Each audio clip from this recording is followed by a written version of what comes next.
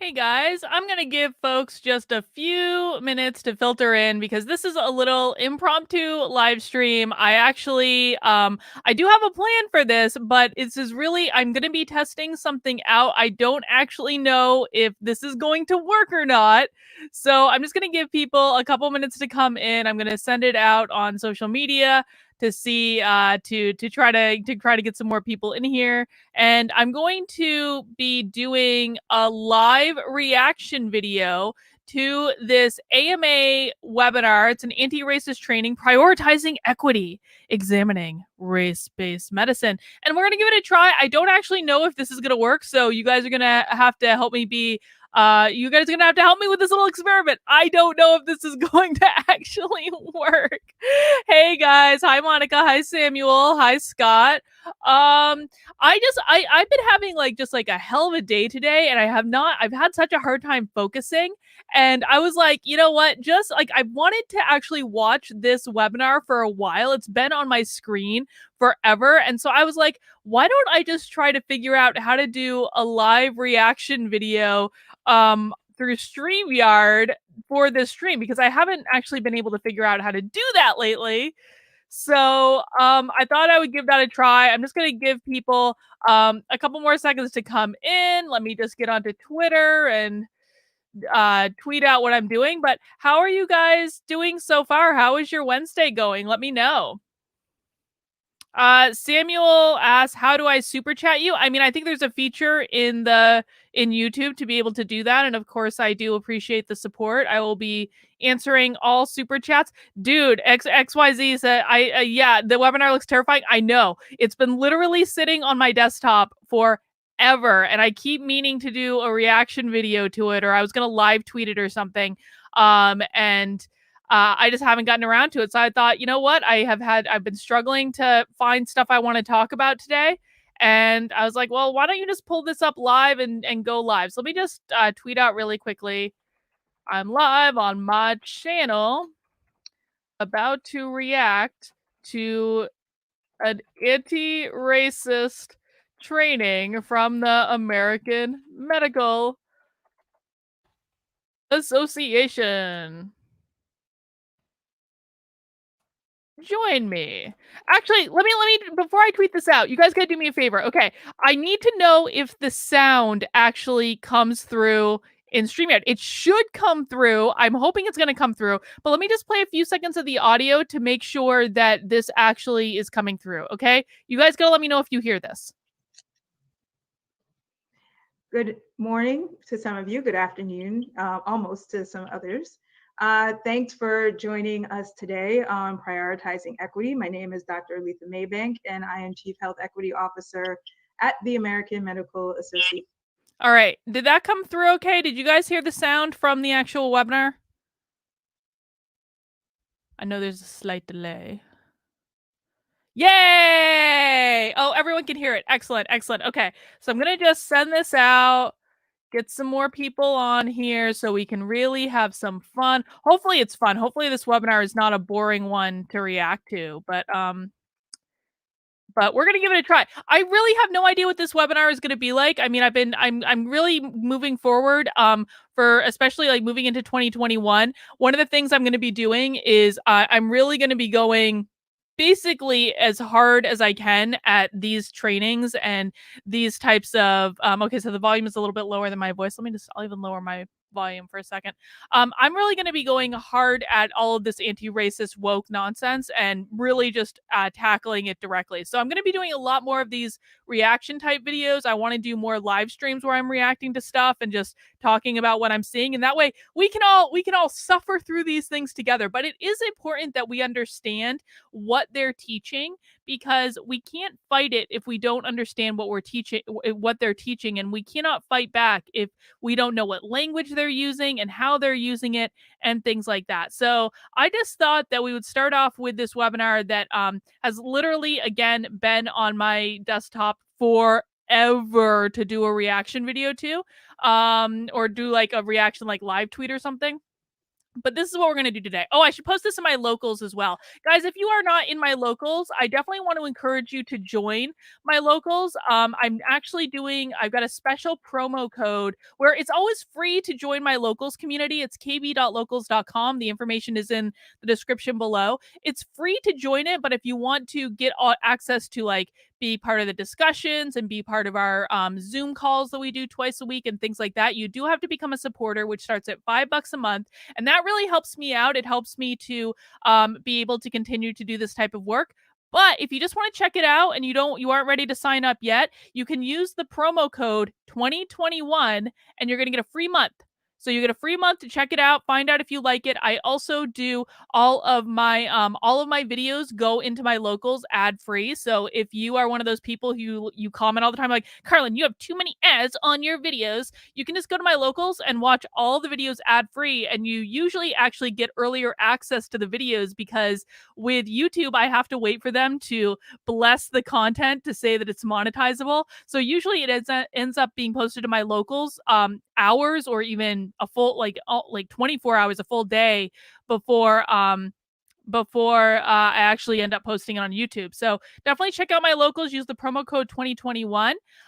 Samuel, thank you for the super chat. Samuel says the University of Texas is disbanding its bias response team. I did hear about this. I'm not exactly sure I understand what the University of Texas was doing before it. So I don't know. This person says, I'm sure Carlin is against the Proud Boys. Carlin is very much not against the Proud Boys. Carlin loves the Proud Boys. So if you're the little stalker that keeps emailing me, telling me about the Proud Boys, you're going to be sadly disappointed, my friend. I love the Proud Boys. I feel safe around the Proud Boys. I'm looking forward to seeing many Proud Boys in DC on January 6th. So, oh, look. Yeah, you're a little stalker. Someone's going to get put in a little timeout. Yes, you are. All right. I just admitted to being pro-racist. Oh, did I? Oh, based on what definition? Oh, we've already got the trolls. Oh, this is going to be fun. I've just admitted to being pro-racist. Dude, the leader of the Proud Boys is not white. He is not white.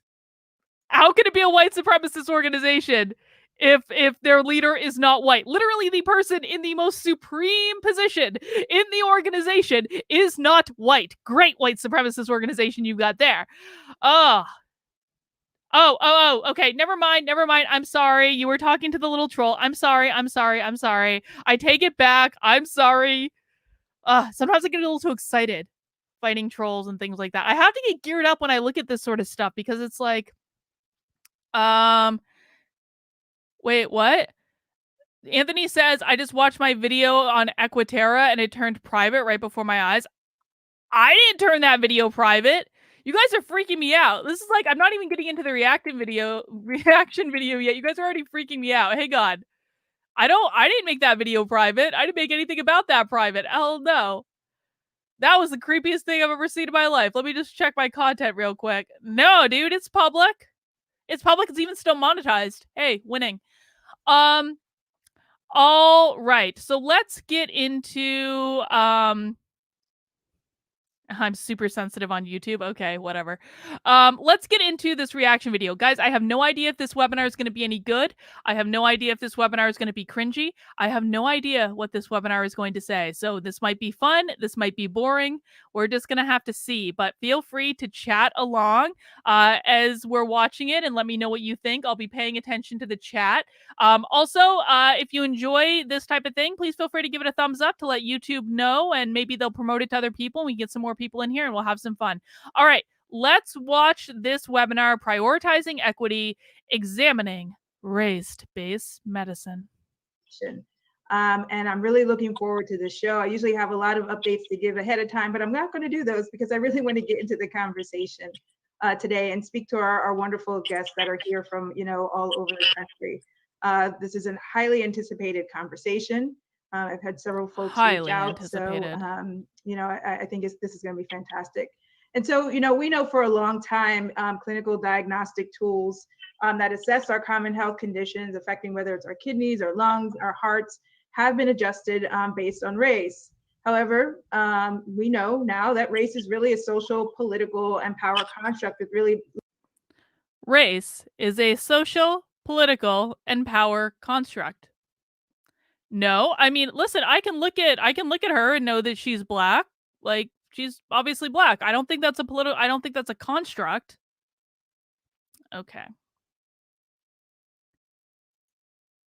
Little biological and or no biological or genetic basis. And there's a growing awareness and evidence that the use of race-based algorithms can cause harm.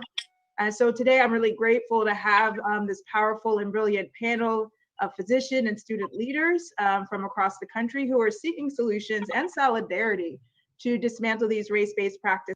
Why do they have a guy with a bachelor's degree? This guy only has a bachelor's degree. Why are we listening to him? I mean, I understand there being MDs, and she's got a master's of public health, MD, and also a master's of public health, MD. I think also, like, why is, I don't understand. But, they've got their token man on the panel, so we'll see. This is in medicine. So we have, and what I'm going to ask is just to wave your hand just a little bit so folks can pick you up, and just in case they don't see your names for whatever reason. We have Dr. Amaka Inanya, who is assistant professor of medicine and epidemiology and director of health equity at Anti-Racism and Community Engagement. We have Rohan Kazanchi. He is an MD, MPH student at the University of Nebraska and Medical Center and University of Minnesota School of Public Health. And he currently serves as a member on the AMA Council of Medical Education, an AMA medical student, and just really one of the shining hopes. I go to Rohan a lot as it relates to AMA. And Michelle Morse, Dr. Michelle Morse, who is co-founder of Equal Health and assistant professor at Harvard Medical School, and she is a Robert Wood Johnson Foundation Health Policy Fellow and a dear friend. And Dr. Jennifer Tsai, who is an emergency medicine physician, writer, educator, an advocate in New Haven, Connecticut. And Dr. Darshali V.S., who is a second-year resident physician at Massachusetts General Hospital. We have a good spectrum across our physician ways of being, our medical ways of being. So I'm really excited for this. So usually I start on asking, how are you all doing? But there's so much I want to get into the conversation. So I do want you to answer how you are all doing, but I do want you to contextualize it. We don't care how you're doing. Put it in the context of racism. A little bit, just in the context of kind of, talking about race and power and privilege, and I think,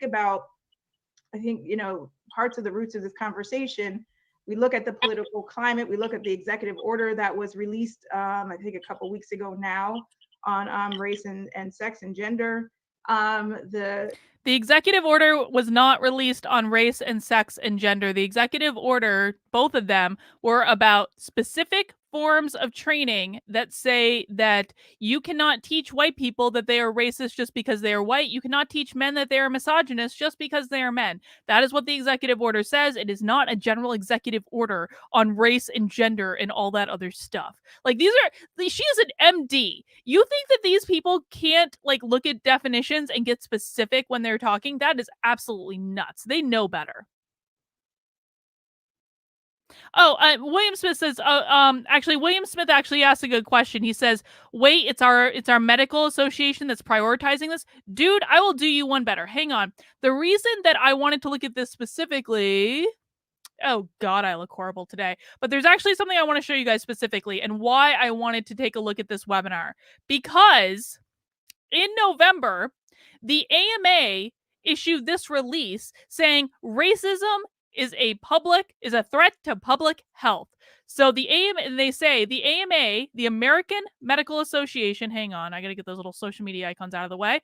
The AMA recognizes that racism negatively impacts and exacerbates health inequities among historically marginalized communities. Without systemic and structural level change, health inequities will continue to exist, and the overall health of the nation will suffer. As physicians and leaders in medicine, we are committed to optimal health for all and are working to ensure all blah, blah, blah, blah, blah, blah, blah, blah, blah. To that end, the AMA House of Delegates adopted a new policy. One, acknowledge that Although the primary drivers of racial health inequity are systematic and structural racism, racism and unconscious bias within medical research and healthcare delivery have caused and continue to cause harm to marginalized communities and society as a whole. They recognize that racism and its systemic, cultural, interpersonal, and other forms are a serious threat to public health, to advance the advancement of health equity and barriers and all that other stuff. Essentially, the AMA is saying that they are racist. That's what they're saying, and that is why we're looking at this AMA webinar specifically on this topic. That's why. All right, let's get back to it. Make sure I'm sharing the audio, and let's continue. The pointing out of critical race theory, and putting it forward as if it's a bad thing and a negative thing, asking folks to not do trainings on diversity and equity. Like, how are you all doing with all that? Because our work is about that. And how are you all doing? So I'm going to start with, let's start with Dr. Morse. Yeah, thank you so much for inviting all of us, Dr. Maybank. It's incredible to be here, a true honor to see all of you, and inspiring. And so honestly, I would say part of how I'm doing is finding energy and courage and hope from conversations like these with colleagues like you. I think is one of the only things that's keeping me going right now, right? I think we recognize that we don't have the power we need to make the changes that are necessary. Hang on. The only thing that's keeping you going during a pandemic is to have conversations about how medicine is racist and you don't have the power to actually make change. That's what she just said, right? She is a doctor. She is a medical doctor. Why isn't she focusing on helping people during the pandemic? Why isn't that driving her? Why doesn't that give her fulfillment? Why doesn't that give her joy? Why doesn't that give her any of the things? She's a literal medical doctor. And she is the only thing that keeps her going during a pandemic is by talking about anti-racism. Okay. To advance racial health equity and health equity in general. And yet at the same time, there has clearly been a growing sense of the impact and importance of theories like critical race theory and how effective they are in helping us to truly understand the biases, the just implicit copy paste of information from generation to generation without a questioning of it, and the underlying ideology. Can we just acknowledge the irony of that for a second? She's complaining about the copy paste of information from generation to generation without really questioning what they're being taught. I just want to acknowledge that that's really ironic given the context of this conversation. That are actually driving a lot of what we learn and what we teach and how we practice without us always recognizing it. So it, of course, it's really disastrous to see such reckless targeting of incredibly important intellectual heritages like critical race theory. And at the same time, I think it means that we're on a path to winning, and I know we're going to win. And again, like being on with you. Incredibly important intellectual heritages like critical race theory. Well, today is what's giving me hope and courage in these ridiculous and tragic times. Thank you. Dr. VS? I would say I'm feeling nervous. I think we're sort of within a week of election week, and it's been hard to sort of focus at work. And I'm really excited to be here with everyone here and sort of be part of a conversation around a shared mission. And with the executive order, I just think it's such a disconnect between, I feel like there's been such incredible scholarship coming out around race and medicine, and it's such a disconnect from sort of where the executive order had literally nothing to do with race and medicine unless those doctors are working in facilities that is doing training for their staff based on critical race theory and they get federal government dollars. If those two components are not true, then the executive orders that they're talking about that they obviously do not understand have nothing to do with the conversation. Where our administration's head is at. So I'm feeling nervous, but also very to be here and sort of to get started talking about this. Great, thank you. Rohan? Yeah, I think I'll echo Dr. Morris and Dr. VS in saying I'm humbled to be here, just really energized to be in the same space as all of you. And I think seeing students around the country connecting over the course of the pandemic on this issue and many other issues, just seeing the way that our networks have kind of coalesced has been really inspiring. That's one of the maybe positive consequences of being on Zoom all the time is, we can all be on a panel sitting across the country. I can connect with folks in California and in New York at the same time. It's just been inspiring for me to get to know folks around the country. So definitely feeling energized. But I agree, nervous, anxious, ready to get back to work and have a little bit less to worry about. Great. Dr. Yananya? Yes, so thank you for the invitation again. I echo everyone's sentiments. I feel incredibly energized. I think I'm also just a very energetic person. In particular, the younger generations, I feel like it's so heartwarming. And I personally think that we have way more energy than some of the older populations that just don't quite understand the concepts that we're talking about. So I'm feeling incredibly inspired. I feel like I've made friends over virtually. Michelle Morse and I are very good friends. We go back, but I also feel like I've connected with so many of you on social media or email or research collaborations. So I'm inspired and I feel like we can't be stopped. Awesome. Dr. Sai? Yeah, absolutely agree with everything people have said. So honored to be here. Thank you so much. Do you guys notice, like, and this happens in every webinar, I'm not just talking about this sort of thing, but every time I watch one of these trainings, it's like I get it because I used to do a lot of corporate webinars. Obviously I'm not doing as much of that anymore, but I used to do stuff like this literally all the time. And so I understand when you first get on the webinar, you want to put on like a happy face and all this stuff. You want to say, "Oh, I'm doing great and I'm really energized to be here," which sometimes can be true. But I just find all of the people who I watch do these types of webinars just come across as completely inauthentic, like completely inauthentic. And I have a hard time taking what they say seriously because I don't believe I don't believe they're really saying what's on their mind. I don't believe that they're giving the whole truth. And I don't know. I mean, does anyone else get that impression? It's like it's like, you know what it is? This is what I'm looking for. It just popped into my mind. It's Stepford Wives. It's Stepford Wives.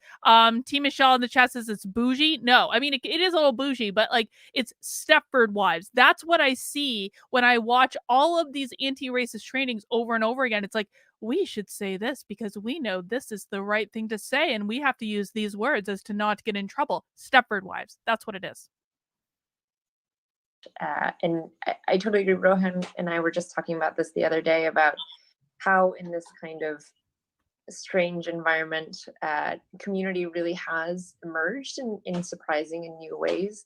A couple people here connected on Twitter, on email, and so excited to be thinking together, working alongside each other. It is a strange time where I feel in some ways cautiously optimistic about the fact that this new scholarship is going on, that there's renewed attention, that there's new advocacy and passion and energy. I think the fear is that it won't be sustained, but certainly I think it begs reflection on why things are kind of coming under attention now and how do we keep it that way.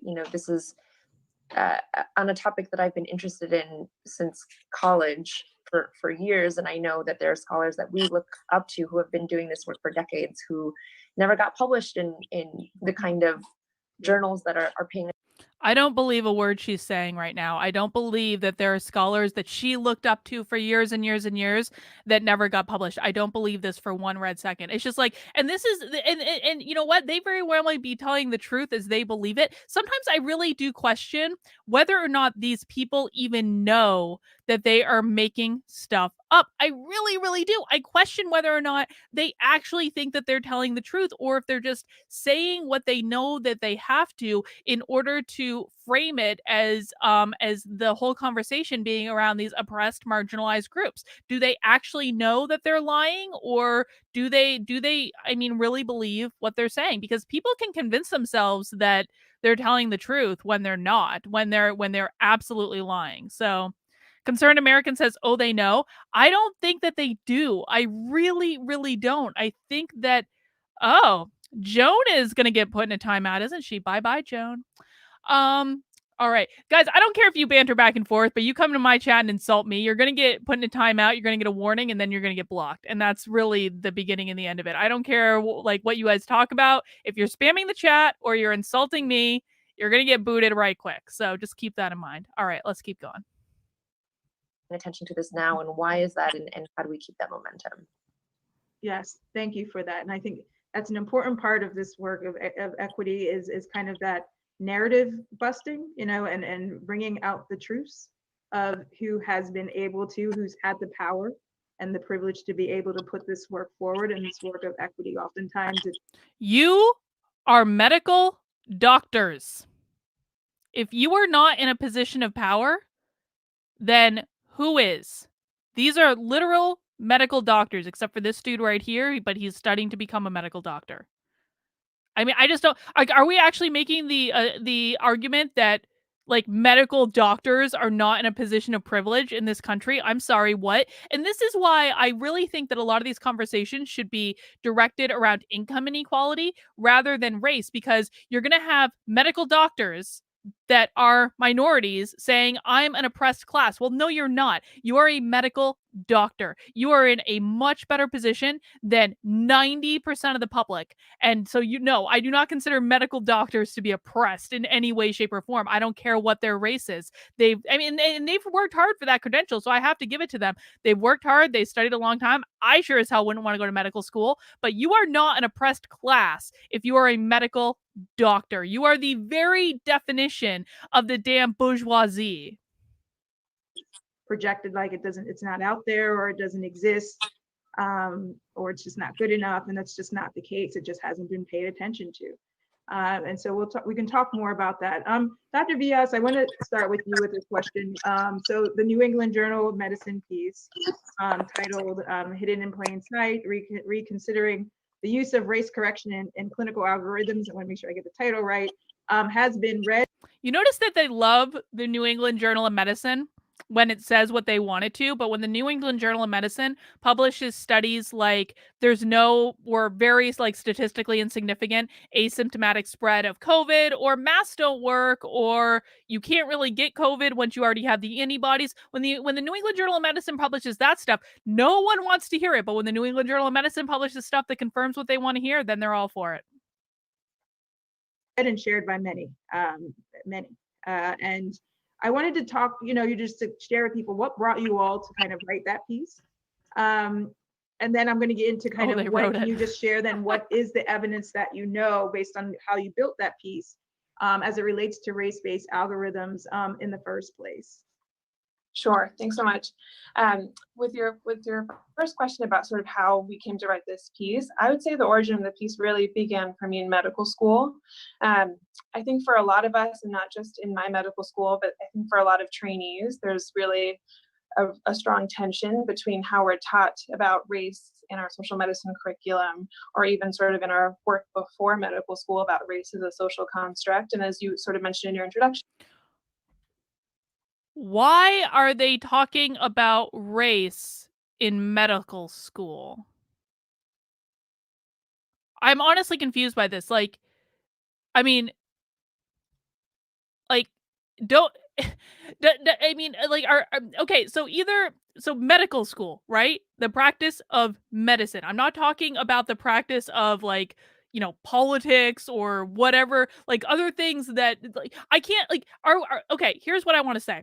Are we saying that there is a medical reason to study race in medical school? And if so, what is that reason if we also argue that we all basically look the same if you take our skin off? Like, I mean, is there like, and I'm not one to make the argument. I know that there are people who do make this argument. I do not make this argument, but I know there are people who say like, different races are different. I'm not going to make that argument. I, whatever. I'm not going to go down that road, but that would be really the only argument for studying race in medical school. Am I missing something? I don't know. a political construct, it's a very relevant construct for medicine. But then to see that disconnect once we entered clinical rotations and seeing how it was being instrumented as a biological one in many tools. So for the co-authors of this paper, So race is both a political and biological social construct. All right. for me, the way that we sort of got together was through the Racial Justice Coalition, which was a group of our medical school classmates who were interested in these topics. For me, my first introduction for this was really through the EGFR work that so many folks on this call have been very instrumental in. For me, it was, there were 3 of my classmates, Leo Eisenstein, who's one of our co-authors, as well as Danica Berry and Cameron Nutt, who from the student side really pushed to end race-based EGFR reporting in 2017 at the BI. And that was sort of the first time I had really been exposed to this idea of race correction. And then for me, the next year, I saw another example through the VBAC algorithm, which is the vaginal birth after cesarean algorithm that also corrects for race. And then from there, I think entering training and residency. Okay, I know I'm not a doctor, and like not that kind of doctor anyway. I know someone's gonna make the joke. I'm not a medical doctor, obviously, but why are they talking about like race in relation to giving birth? I'm gonna Google the. I need to like. They're talking about an article that they didn't include in a link or anything, and so I really have no context for what they're talking about right now. So I'm just gonna Google it really quick. New England Journal of Medicine.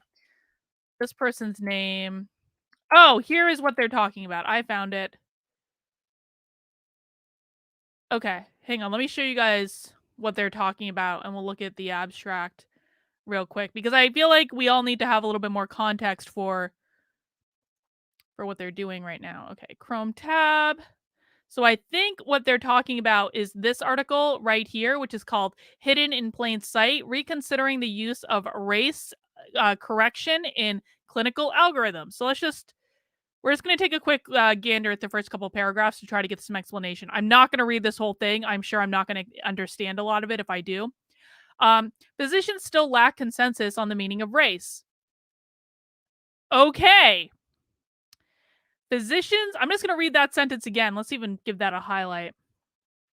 Physicians still lack consensus on the meaning of race. Does that seem odd to anyone else that that's the opening? Like, what? When the journal took up the topic in 2003 with a debate about the role of race in medicine, one side argued that racial and ethnic categories reflected underlying population genetics and would be clinically useful. Others held that any small benefit was outweighed by the potential harm that arose from the long rotten history of racism in medicine. Well, this is what I'm saying. This right here, like either they're going to argue that the different races are like physically different or they're not.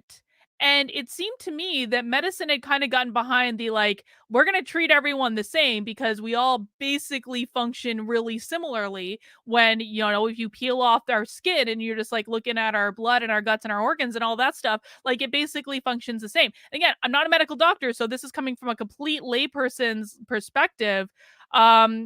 But like I just don't understand. Like I don't understand like which side they're coming down on. Are we now returning to the side of medicine where they're like the different races are physically different? Is that an acceptable point of view? That to me seems to be pretty GD racist, but what do I know? All right, let's keep going in this article.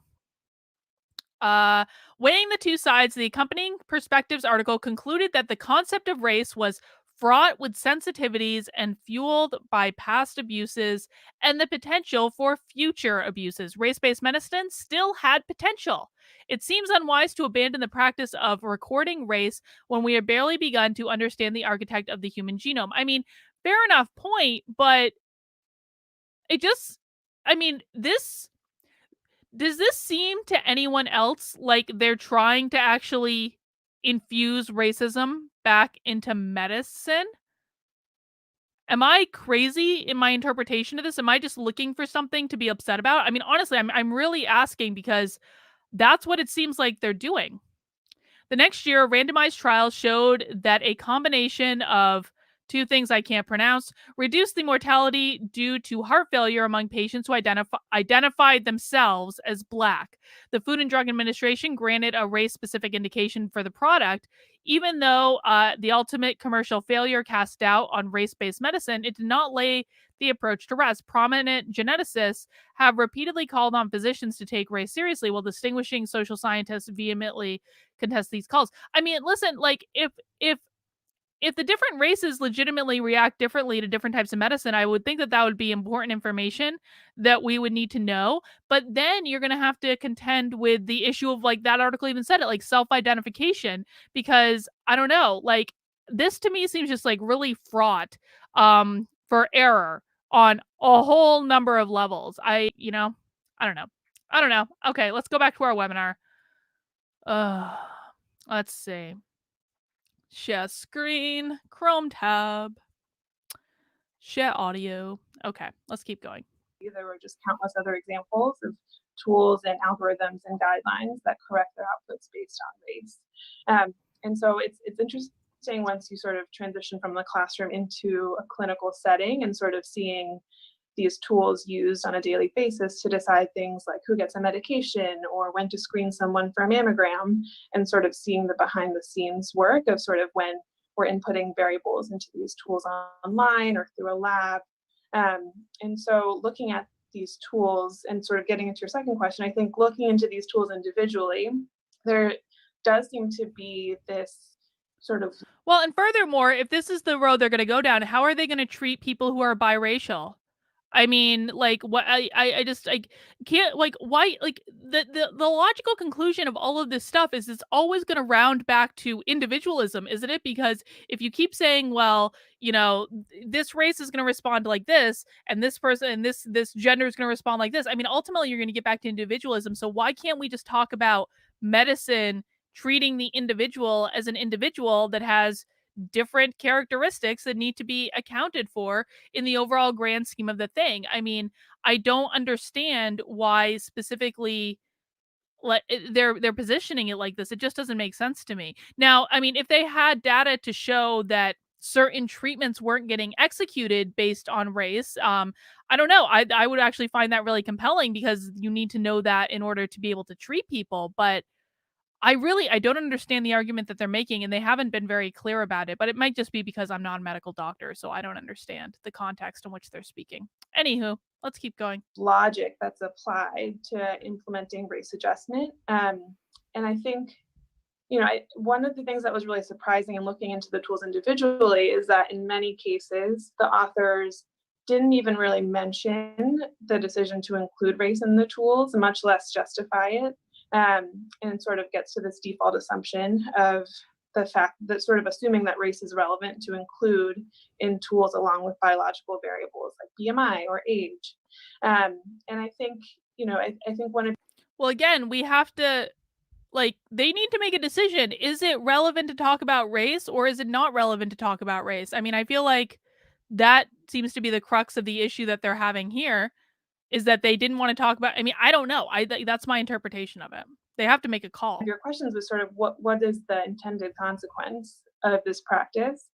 From my review of the literature and sort of talking to some of the tool developers, I think the goal that they have in mind when they're creating these tools is to create a model that has the best fit, and to create a tool... Well, okay, so M. Pixley says in the chat, I would think obesity and age should be the main focus. I mean, I don't want to make any distinction about, like, so again, I'm not a medical doctor. Like, I wouldn't, if race makes a difference, then that's fine. If it legitimately is going to impact the treatment that people receive, then they should be studying this. That's part of their job as doctors, to make sure that people can get adequate treatment. I'm just not clear what their actual argument is. Is it that people of different races have different medical needs, or, like, just fundamentally based on how they're biologically built, or is it that they don't? I'm having trouble understanding what the argument is. That produces the most accurate outcomes. I think the unintended consequences was sort of the focus of our paper, and to really challenge what race stands for in these tools. and that it's being used in a way that assumes it's relevant to biologic outcomes, but actually represents sort of the effects of structural racism. And putting those variables into a predictive tool has a lot of unintended effects. And so the goal of the paper was sort of twofold. I think the first was to lay out in fine print all of these examples and just sort of say very clearly how race is being used in those tools and what the potential effects could be. I think the long-term goal, which people are already working on, is to sort of look at each tool in close detail and to understand the consequences at play for each of the tools.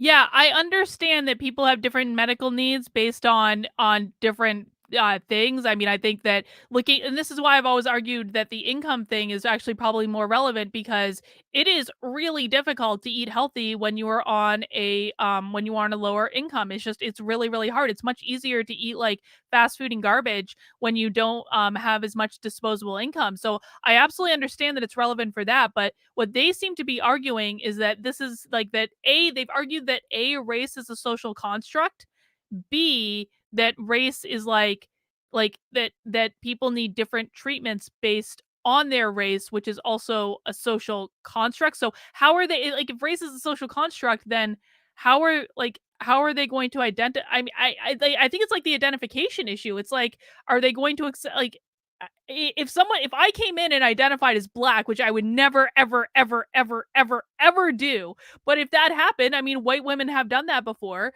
then are they going to treat me differently? Like, what other investigations are they going to do? I just don't understand it. It just seems like they've like come to like an intersection of contradictory concepts, I suppose.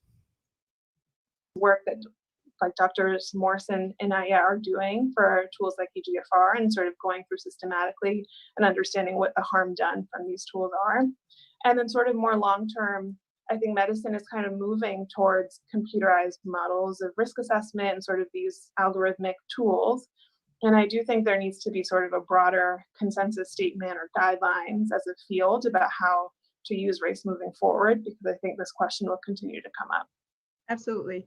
So, and it's going to fall. I can see what's going to happen now, because I want to hear from several other of you, and I could see the smiles.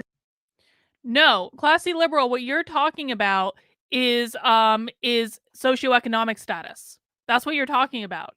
Like more black populations are more likely to live in food deserts. Well, that's a reflection of their socioeconomic status, not necessarily just the fact that they're black. It's a reflection of like black, and there's a higher proportion, unfortunately, of black people that live in a lower socioeconomic status, which is absolutely something that should be addressed. I mean, I was completely in favor of all the things that Trump was putting forward to put opportunity zones and stuff like that, because I do believe that's something that we should focus on. But if you're just arguing that it only has to do with race and not other factors, I just think that gets to be problematic. And the shaking of their heads. I know some of you want to jump in, but this is for the audience. What do you think race historically was being used for as a proxy? And I'm going to go with Rohan. Go ahead. Yeah. So I think there are a couple of terms that are maybe worth defining for the audience, right? And these are distinct concepts. So race, ancestry, and biological traits. These are three distinct concepts, right? And a lot of times we think, oh, race is maybe a proxy for your ethnic ancestry. Oh, maybe race is a proxy for genetic traits. And in reality, we've known probably since the Human Genome Project that this is likely not the case, right?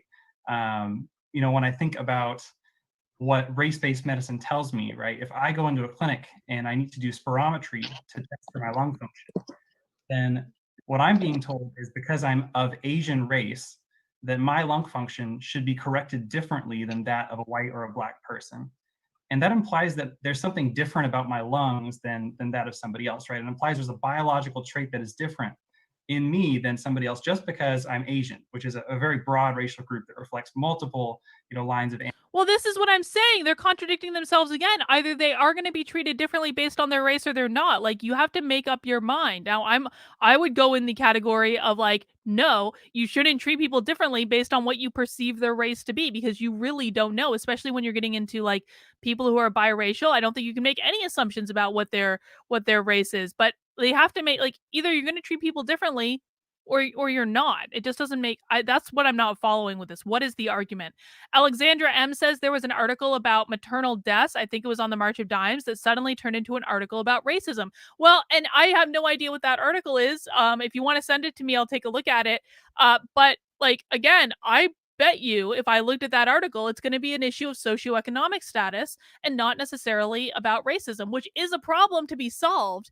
But like, we should be taking care of poor white people as much as we should be taking care of poor black and brown people. Like here's the thing about the progressive left. Like, I don't understand. Their argument is universal healthcare. Everyone, healthcare is a human right. Healthcare should be available to everyone, which, I think that there's a case to be made for that. I don't know that I think that universal healthcare is the right way to go, but I am very much in favor of making access to affordable healthcare like available to as many people as humanly possible. But if you're going to make that argument, you can't at the same time make the argument that we should only be providing adequate healthcare to oppressed, marginalized communities. Like, those two things are contradictory. Either healthcare is a human right for everyone or it is not a human right for everyone. You have to pick one. You can't have both. Dragon Water says there are diseases like sickle cell anemia that only occur in those with African ancestry. Different races also have different rates of other diseases. Well, I mean, that's fair enough. But again, like, they have to pick one, because Rohan here is literally saying that you really shouldn't treat me differently medically based on what you perceive my race to be. That's literally what he just said. So you have to pick one. You can't have both, man. Either you should or you shouldn't. Let me just see. Goals, you're getting put in a timeout, man. I'm not talking to Vosh. Vosh can go fuck himself. I don't really care. I have moved on from that entire thing. I'm not going anywhere near those morons. So you've been put in a timeout. If you come back and you continue with it, I'm just going to block you entirely. Let's keep going.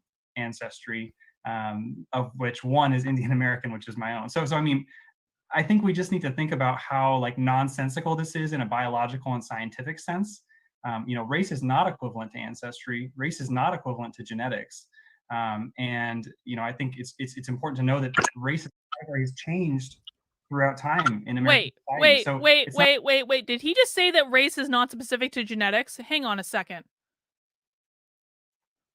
I think we just need to think about how like nonsensical this is in a biological and scientific sense.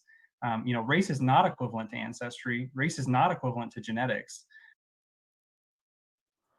Race is not equivalent to ancestry. Race is not equivalent to genetics. Does that seem problematic to anyone else? And I think it's important to know that race has changed throughout time. Oh, Joan is here saying debate Vosh, you coward. Bye-bye, Joan. You're getting blocked, you bitch. Bye-bye. Time in American society. So it's not even a stable category, right? The census changes its definition of race every 10 years. And we get different racial groupings as a result of that. So thinking about the fact that this proxy, right, is not really getting at what maybe is the primary cause of racial differences in disease, which is structural racism, and is race is not related to genetics or ancestry. And in fact, structural racism is the real problem. I just need to listen to that again, because like, I need to really understand what this guy is arguing.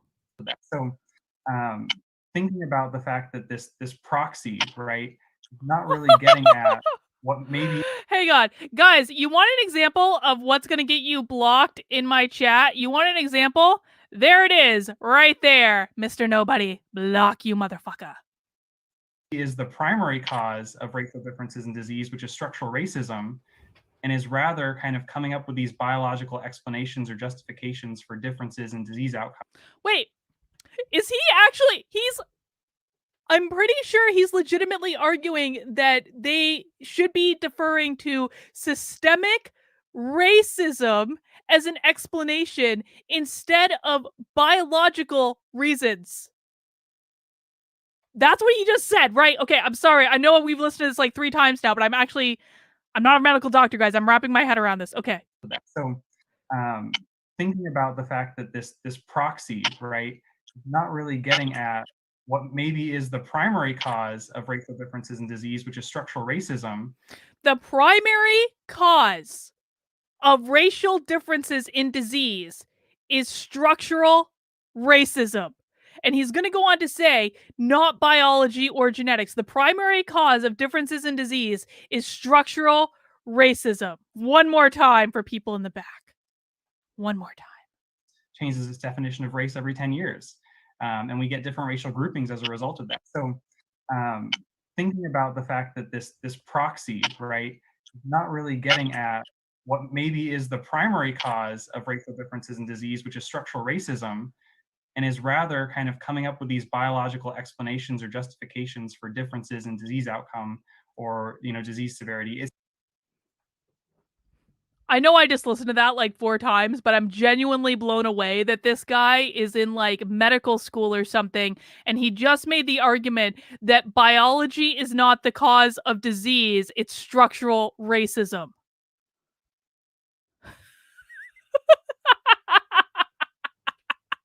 All right, dude, let's keep going. Let's keep going. This just got a whole lot better. It's just something that I think we need to reflect upon when thinking about these algorithms. Absolutely. So Dr. Sai, it brings me to you. I've really valued reading your pieces over the last couple of months, during this COVID time. They're very powerful. I really liked There Is No African American Physiology, the Fallacy of Race Essentialism. Can you speak to that and how it serves to, in quotes, reinforce false beliefs in innate genetic abnormalities, especially within Black bodies? Yeah, absolutely. And I think this kind of ties in with Okay, can we just talk for a second? I hate how they refer to African Americans and Latinos as Black and brown bodies.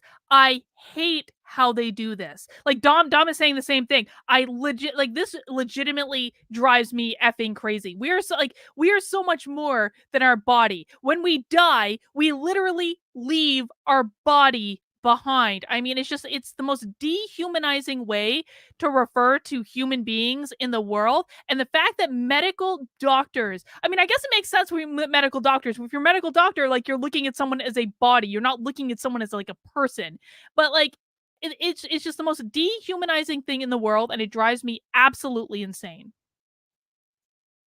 what we were just talking about. I think some of this issue goes deeper than just the misrepresentation of structural racism, although that's something that all of us agree on, this hashtag even of racism, not race.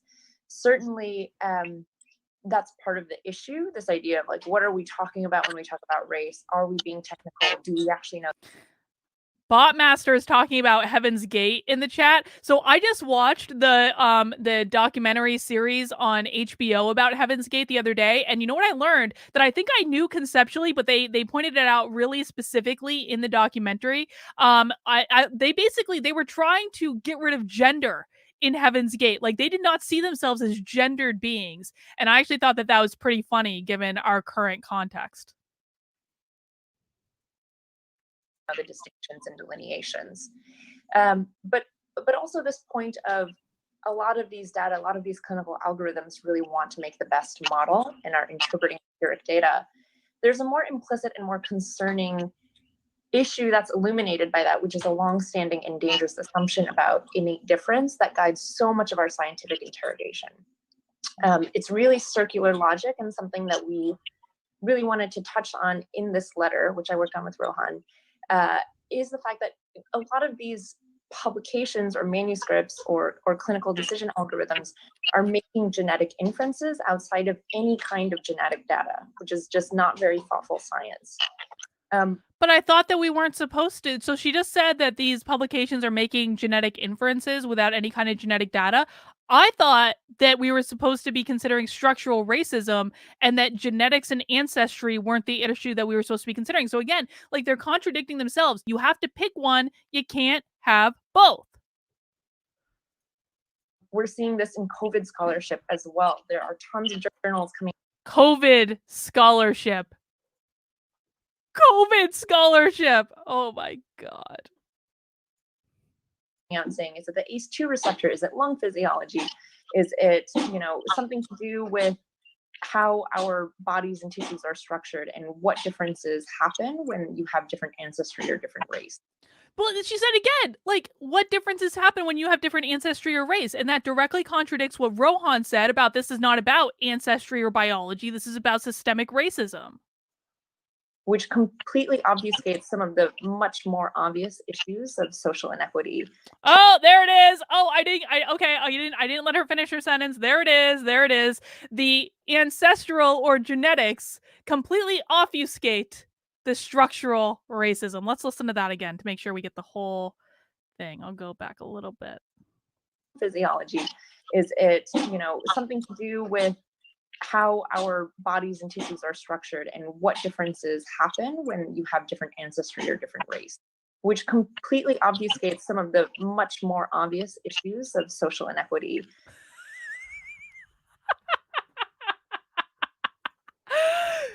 Genetics and ancestry obfuscate the much more pressing social issues.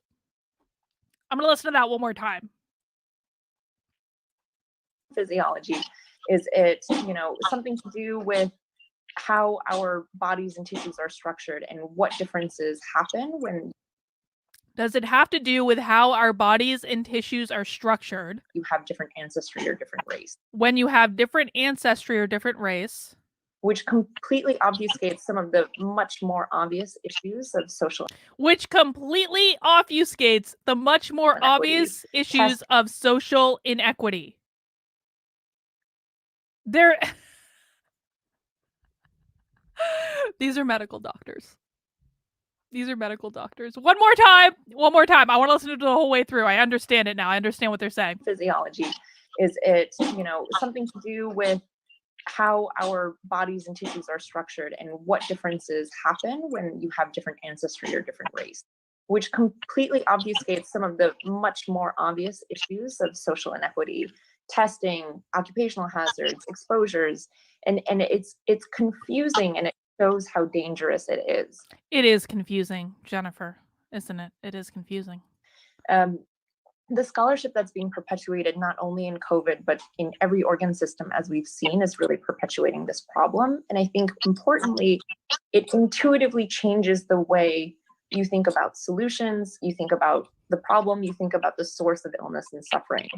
Scholarship has proven that it changes the way you think about the source of illness and suffering based on whether or not you're going to choose to look at biology and genetics or whether you're going to choose to look at social inequities. And I don't want to like overshadow something she said. She says like about testing and access. I get that, man.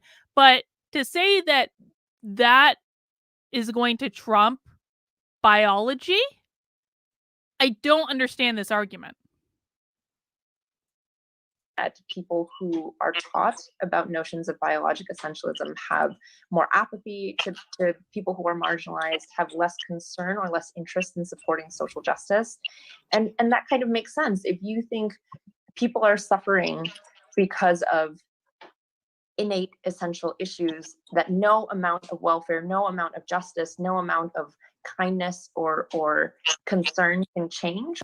So look at that. What they just did is they basically just said, if you don't care about these issues, then you are not a kind person. You are not a good person. You don't care about people. You don't care about people. You are a bad person. That's what they just said.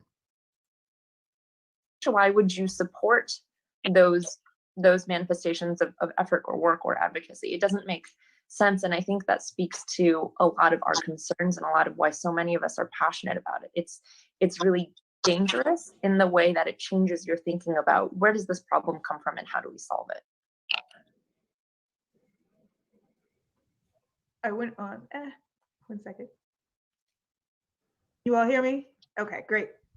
Dr. VS, I'm just gonna ask you while you're not talking to put your phone on mute, because we're getting, sorry. I can't figure out where it's coming from.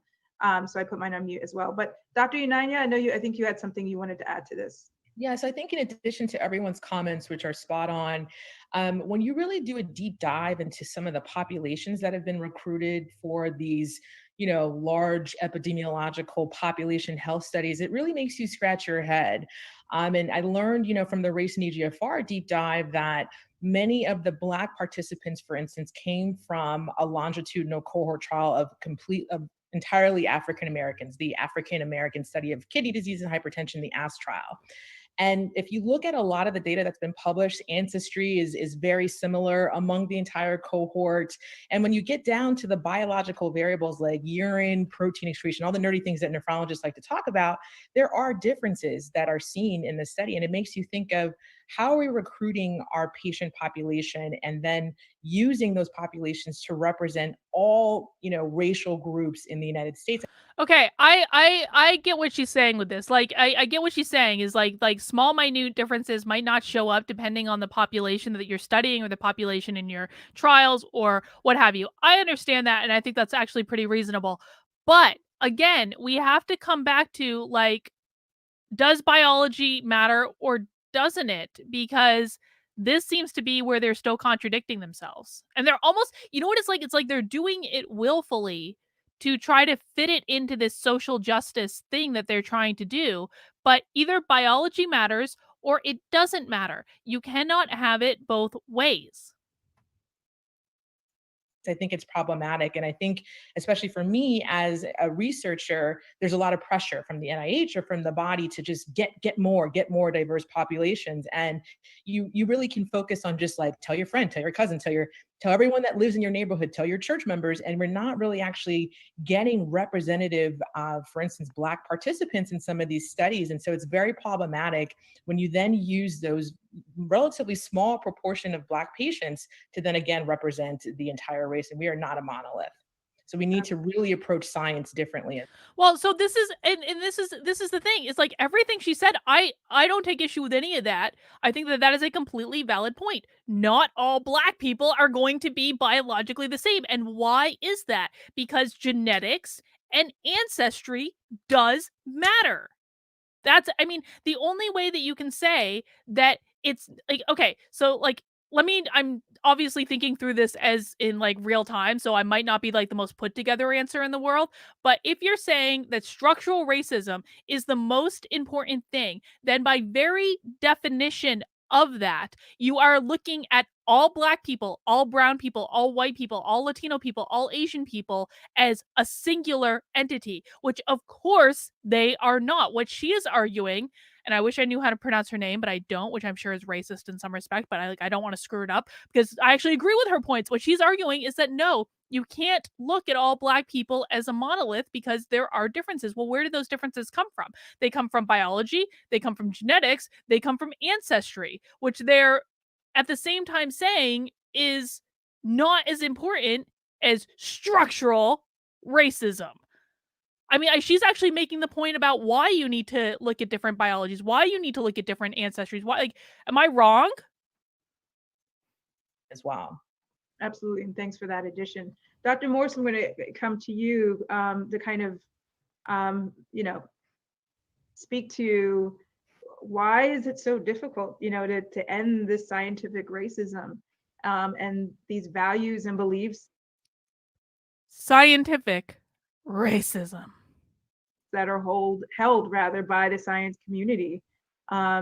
Even as evidence starts to build on this impact on medicine and the health of people. Yeah, I mean, I just have Me to lift too. up Me everything that too. everybody has said on the panel already. I learned so much from all of you, and I'm every time I have this conversation, I learn something new. So I really appreciate the comments so far. But to your question, Dr. Maybank, I think that's why white supremacists are scared of critical race theory, because critical race theory is the theory that White supremacists are scared of critical race theory, and now she's going to school us about what critical race theory is. You guys ready for it? Let's do it. It helps you to ask the question that you're trained and taught not to ask, right? Like, again, racism is the air that we breathe. It's the water that we're swimming in. So Racism is the air that we breathe and the water that we're swimming in, according to this person who is both a master's of public health and a medical doctor, but is still oppressed. When theories like critical race theory give you the tools to call out, wait a minute, this is an assumption that doesn't make sense. When theories like critical race theory give you the tools to call out, this is an assumption that doesn't make sense. Am I wrong to say that critical race theory is not a theory in the traditional sense? I don't think it is. I mean, it's literally just questioning these. It's literally just being critical of everything and putting it within the context of race. But I don't perceive, and I could be wrong about this. I'm not James Lindsay, man. I'm not James Lindsay. I don't know this stuff like he does. But like, I don't perceive it as to be a theory. Like, yeah, it's not a scientific theory. It's not giving you the tools to do anything. Like, that's not what type of theory it is.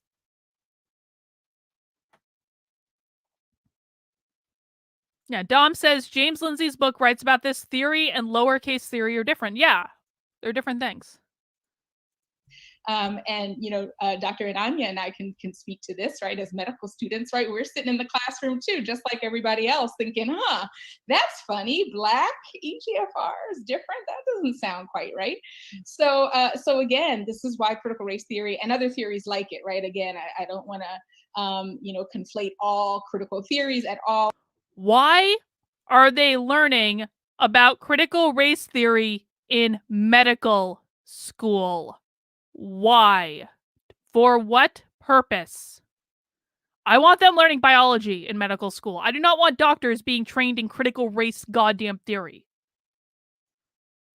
Or say that critical race theory is more helpful than other critical theories, but it is one of the tools that we need to ask better questions and stop reflexively doing what our mentors and supervisors have taught us and told us to do. We should not be doing the things we've been taught to do by people with years and decades more experience than us. We should instead be questioning everything that our mentors and our teachers have told us based on critical race theory. Okay.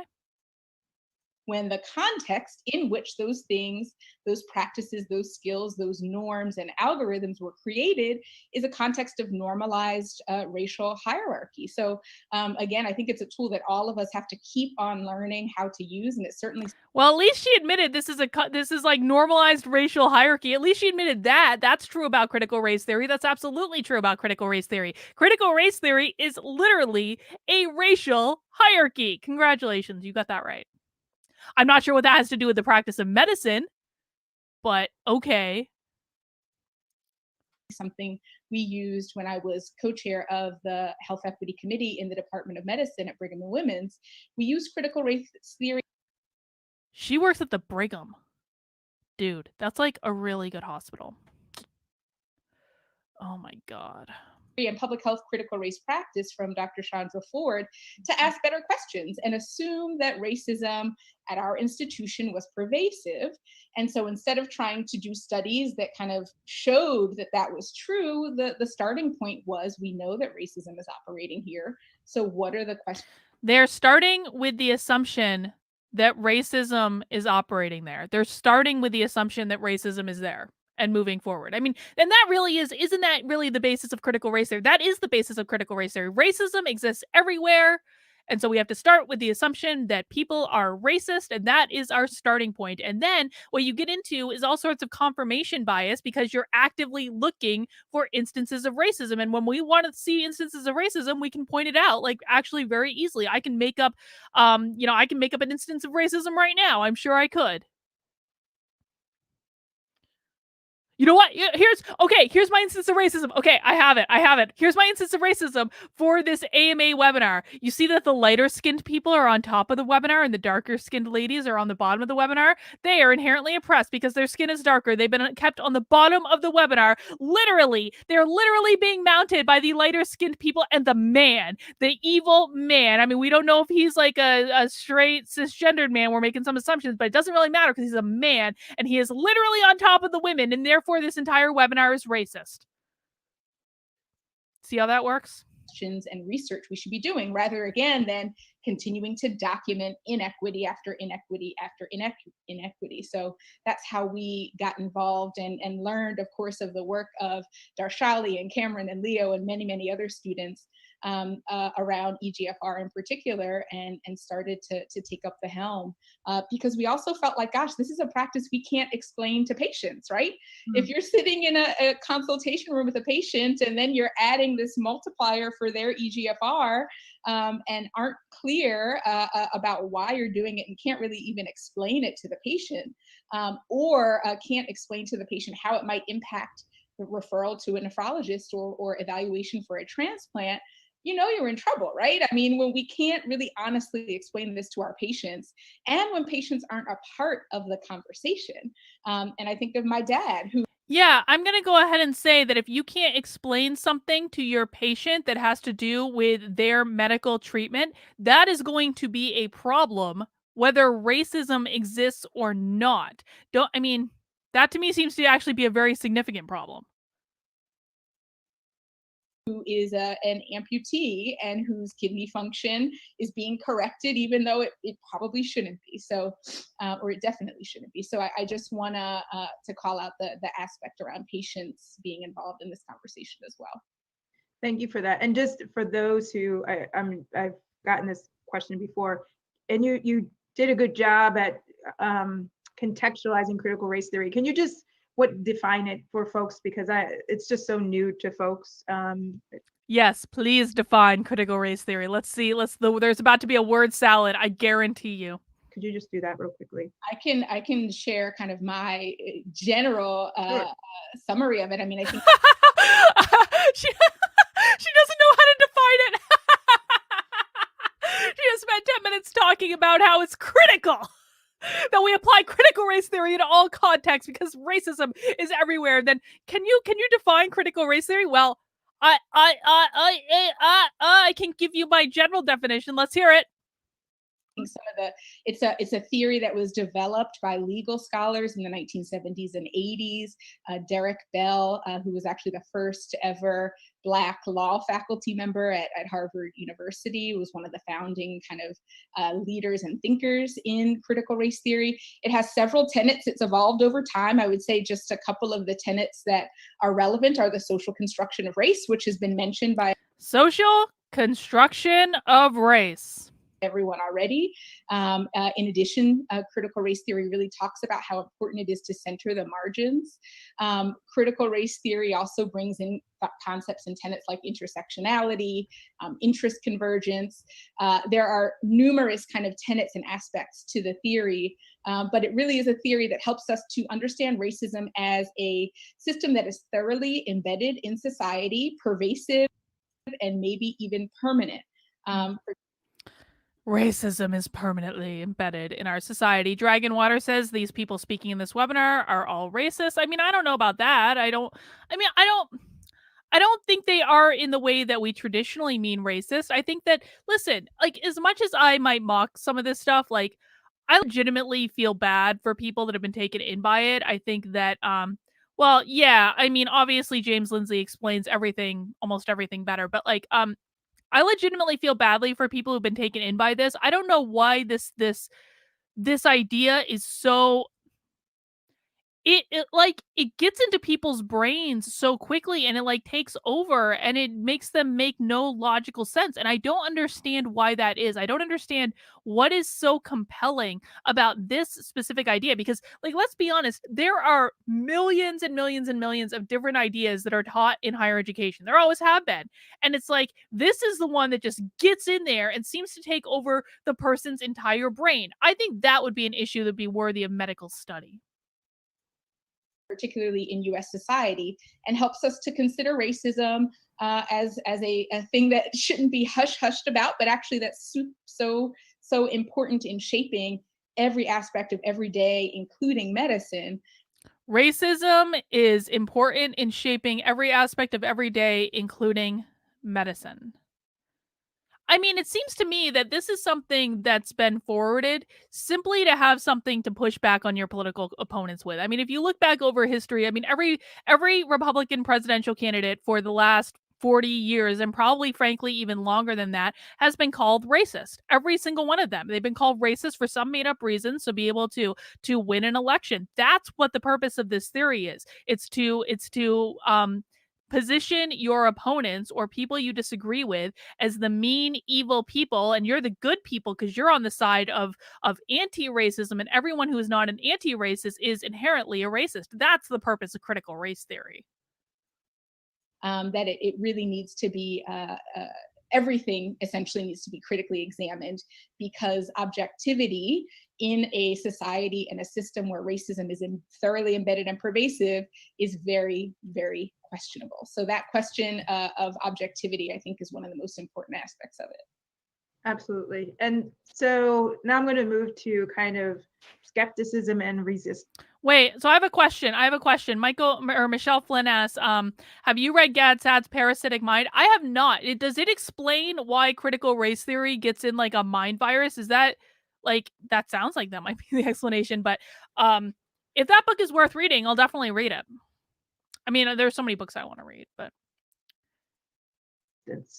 and what does that look like? Rohan, I'll go with you. I've heard much skepticism, I kind of mentioned already, in regards to the evidence that exists to doing this, and all of you, I'm sure, are going to be able to chime in. And you've spoken to some of the evidence already. Are there any other pieces of evidence that are building that you all know of in your spaces and places around doing this work? I know Michelle or Dr. Morris, you just also released a piece as well. But Rohan, I'll start with you, and then you all can chime into that question. Yeah, I definitely want Dr. Morris and Dr. Inania to talk about their study, because I think that was a really important. Look, the man is deferring to the women. That's what he's doing. He's deferring to the women.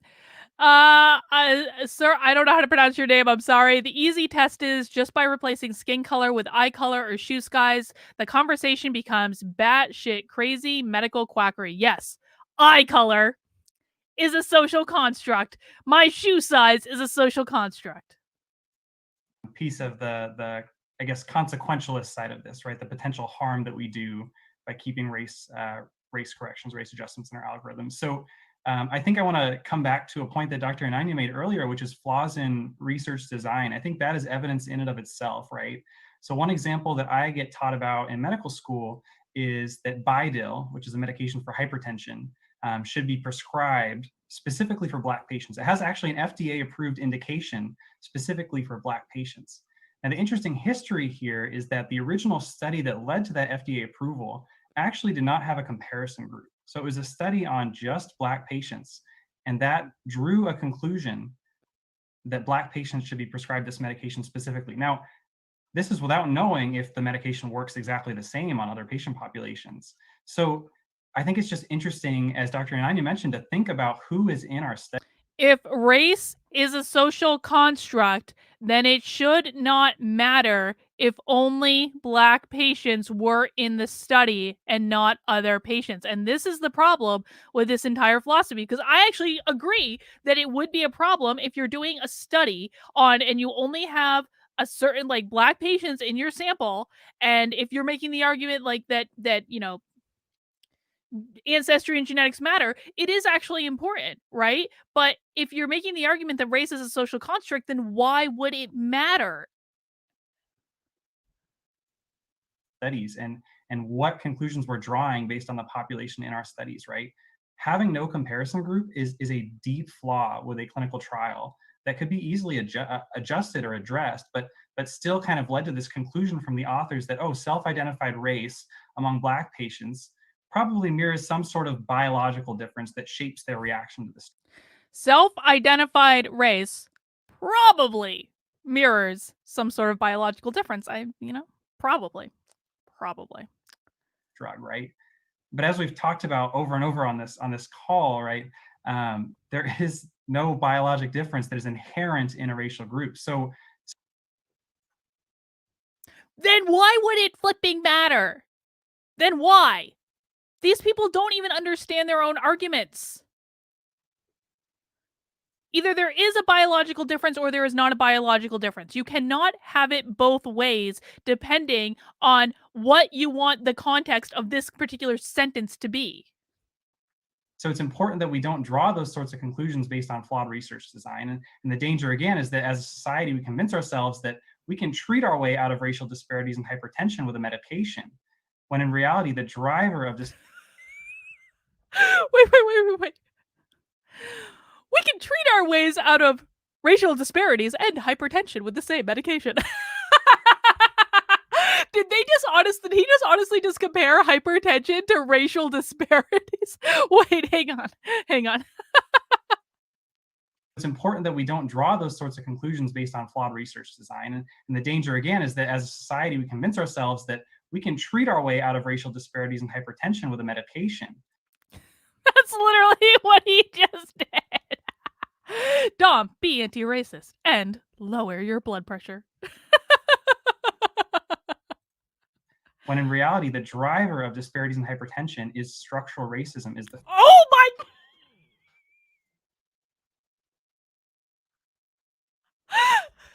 The driver of hypertension is structural racism. Okay, we need to listen to this again. This is great. It's important that we don't draw those sorts of conclusions based on flawed research design. And the danger, again, is that as a society, we convince ourselves that we can treat our way out of racial disparities and hypertension with a medication, when in reality, the driver of disparities in hypertension is structural racism, is the fact that there are food. Look at them nodding along. The driver of hypertension is structural racism. Deserts that impact our predominantly Black communities, that they're. Again, this is an issue of socioeconomic status. That's what this is an issue of. It's not an issue of race, it's an issue of socioeconomic status.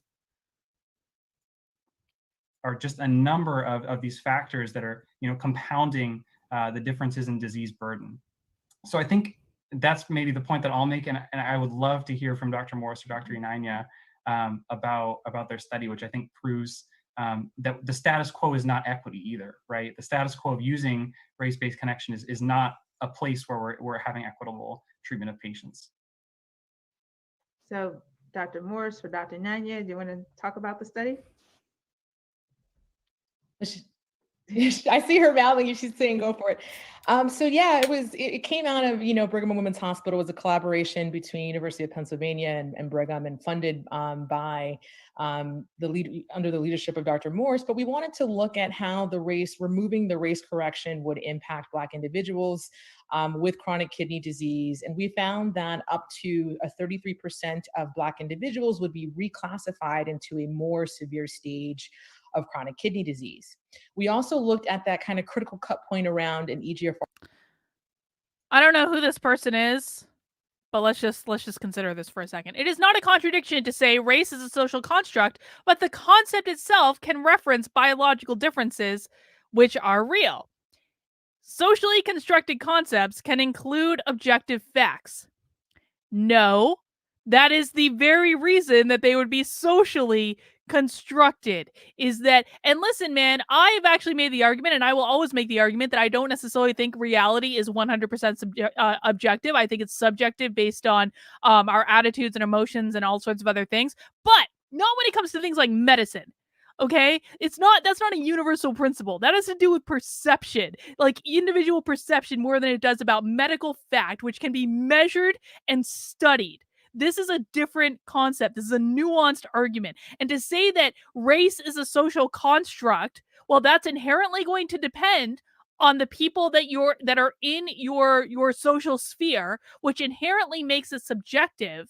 Like you have to pick one or the other. Either it is a social construct or it is a biological fact. You cannot pick both, because if it's a social construct, that means it can easily change based on the people that are in your social sphere. It cannot be both.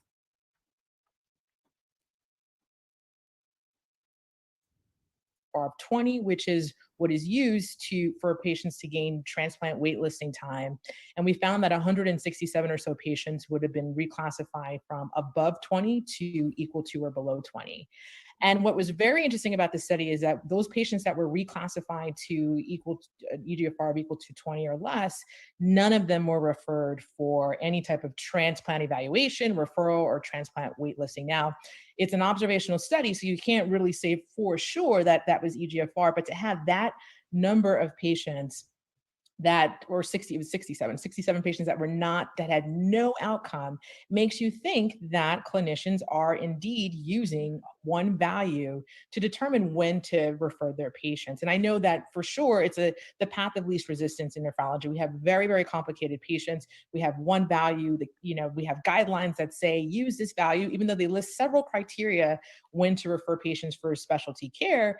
People are going to go for the easiest one. It's quick, right? And so I think that study was very striking and showing that there are large implications. I know we all have personal anecdotes of patients that have not been referred for a certain outcome because of their EGFR. I have family members. This is very personal for me.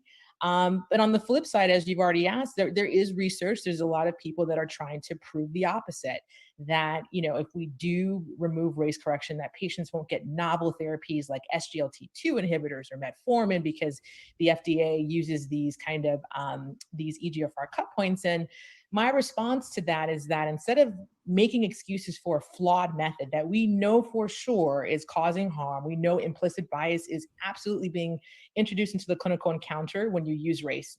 Based on what evidence? Based on what evidence is she saying that implicit bias is absolutely being introduced into the encounter? Now, I could accept the explanation that some doctors are crappy doctors and some doctors make poor decisions and they make the wrong call because they're human beings and they're probably not going to be right 100% of the time. I can absolutely accept that as an explanation. What I cannot accept as an explanation is it must be implicit bias. They have absolutely zero evidence to support this because there is zero evidence that you can measure implicit bias. It does not exist. And if anyone wants to disagree with me, then provide me with the study that shows me emphatically that you can actually measure implicit bias, because even the person who created the implicit bias test that we can all take for free on Harvard's website has said that it's probably not an accurate indicator of anything. It's just there, that we should be advocating for more menu of options when we're thinking about medications to the FDA. Stop using these strict EGFR cut points. EGFR, by the way, is an estimate. It's not a hard and fast sell. It's not, there's a margin of error around 30%. And so why are we so stuck on this method that's an estimate? And we should be asking the FDA, hey, can we use other methods of quantifying kidney function to get my patient the medication that they need? Because that is what I do as a nephrologist, but we need that more broadly in medicine. So we're not just sticking to these values and being so restrictive. I mean, ironically, I feel like this woman right here, like I don't find myself disagreeing with much of what she said. I know I took issue with the implicit bias thing, but like what she's saying actually makes a lot of medical sense from my pure layperson's perspective. Saying like we need information to make the best decisions. Well, fine, but you have to decide what you're basing those decisions on, and that is still actually not really clear to me based on all of the contradictory opinions in this webinar. Absolutely. Go ahead. I just want to add two tiny quick points to that. And again, I just think it's when you hear it described and explained, it's clear, right? I mean, it's shocking to me how much debate there is about something which should at this point be so obvious and so clear. And I just want to make two tiny. You couldn't even define critical race theory effectively. And you're like saying, it's just all so clear. You couldn't even come up with a definition for what you're talking about. Additions, which is first, when doctors hear this story, hear the background, hear the history of the research that actually led to the establishment of the race modifier in EGFR, and then hear the impact and all of the negative and downsides of using this automatic reflexive practice in a increasingly diverse and certainly like not easy to categorize community and population, they vote to stop it actually. So when I gave grand rounds about this with support from Darshali and several others, including Cameron Nutt and Donica, the audience of physicians, there were at least 200 doctors in the audience, 97% of them at the end of this hour-long conversation about the roots of this practice, 97% voted that it should be ended immediately. So again, this gets back to the automatic thinking, the way that our knowledge and training copy pastes practices from even 200 years ago without questioning it. So I just want to make that point that when doctors understand the history of this, they want to end it. So that's point number one. The second is just She's basing that on a vote at one thing. Okay, whatever. I don't really care that much about that point. just how important it is for us to remember that a reflexive and automatic practice like this has tremendous unintended consequences. And you're going to hear some people tell you, well, there's a lot of scary unintended consequences, to Dr. Inanya's point of ending this practice. What we have quantified and made very, very clear is that continuing this practice is tremendously harmful. And so I think we need to continue to focus the conversation back on that fact. So to build on that, Dr. Sai and Dr. Vyas, I wanted you to speak to, and I think what it's building is like, what does resistance look like? And from your experience, you're in your clinical settings, what has that resistance looked like, felt like, and the experience of it? Dr. Sai? I think in some ways it looks like this. I really, really do believe that my strongest communities and the people that I look up to most are people who have a very keen sense of justice and this critical eye, and it's inspiring. I think there's a difference between, walking the walk and talking the talk, and I am really, really, truly grateful for the way that this work has brought me together with people that are role models to me. Again, it's interesting how it's kind of played out and changed over the past 6 years that I've been doing this work. At the beginning, being like a very nervous first-year medical student, talking to people in the cardiology department about this and being told, you're just a first-year medical student, you have no idea what you're doing. I think this really goes back. 3 have straight hair, 3 have social construct. That's actually funny. That's funny. Back to the But straight hair is a social construct as well. Question that we just talked about, which is the burden of evidence and the burden of proof, right? We know from previous scholarship that a large majority, 99% of these studies that invoke ideas of biologic essentialism and racial biology never define race, never talk about how they're identifying it, never talk about why they started looking at it. Well, so your complaint is that, so again, I think we're shifting back to this argument where biology and genetics don't matter now, away from like, we can't be looking at all groups as like a monolith. And again, those are two very contradictory arguments. But if the problem is that you're lacking definitions, then write definitions. I mean, in every single, dude, when I was doing my dissertation, I had to define every single term. I had to give a specific definition. Now, it didn't necessarily have to be the dictionary definition. It had to be about like, how was I defining terms within the context of this study? If the problem is that you are lacking definitions, then write a flipping definition so everyone can get on the same page with exactly what you're saying. Otherwise, you're just trying to confuse people. And so when you get these critiques about, oh, but this evidence is bad here, it's the work that we have to do, and the work that Dr. Morse and Dr. Inanya just did has to be perfect because it's so scrutinized and surveilled and kind of critiqued endlessly.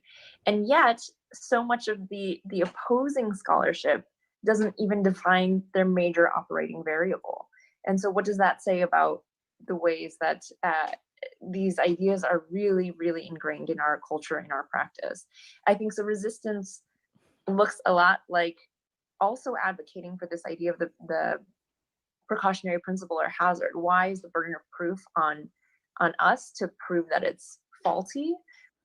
Well, the burden of proof is on you because you're the ones doing the study. I mean, like if you're trying to make an argument, then the burden of proof in any context is on you to prove the argument. But really, I paused it because I wanted to say, like, I don't understand why. Well, no, I do understand. I do understand what I'm about to say, but like I'm gonna frame it in this way. I don't understand why people, when they're talking about critical race theory, social justice, they always try to shift the focus into like they're not looking at what they're doing. They're saying, well, we're doing it this way because these other people are doing it the wrong way and the bad way and the racist way.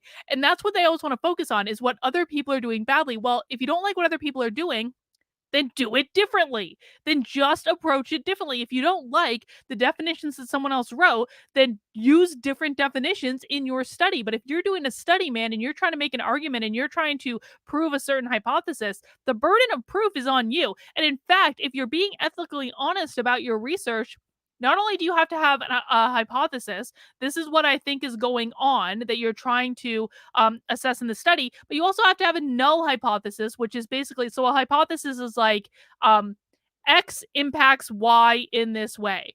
The null hypothesis is going to be X does not impact Y in this way. So you have to look at both. And when people are doing ethical research, what they actually need to do is what they're trying to do is disprove the null hypothesis. They're trying to prove that something is happening. That is the burden on every single person doing research of any type.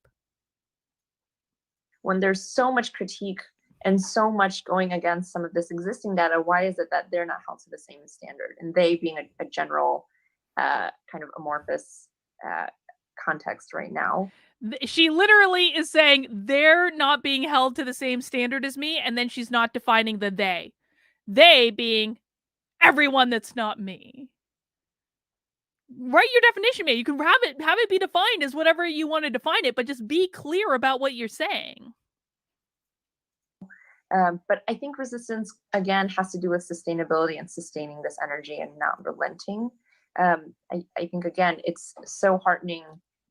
In some ways, it's disheartening and heartening to see both people who I really look up to who have been doing this work for decades, as well as new pre-medical students, high school students, medical students really interested in this work, both as a like, wow, what an incredible continuum, but also why is motion so slow that this problem that we identified 100 years ago, 50 years ago, 40 years ago is still moving at a snail's pace, and how do we make sure that it continues and more quickly?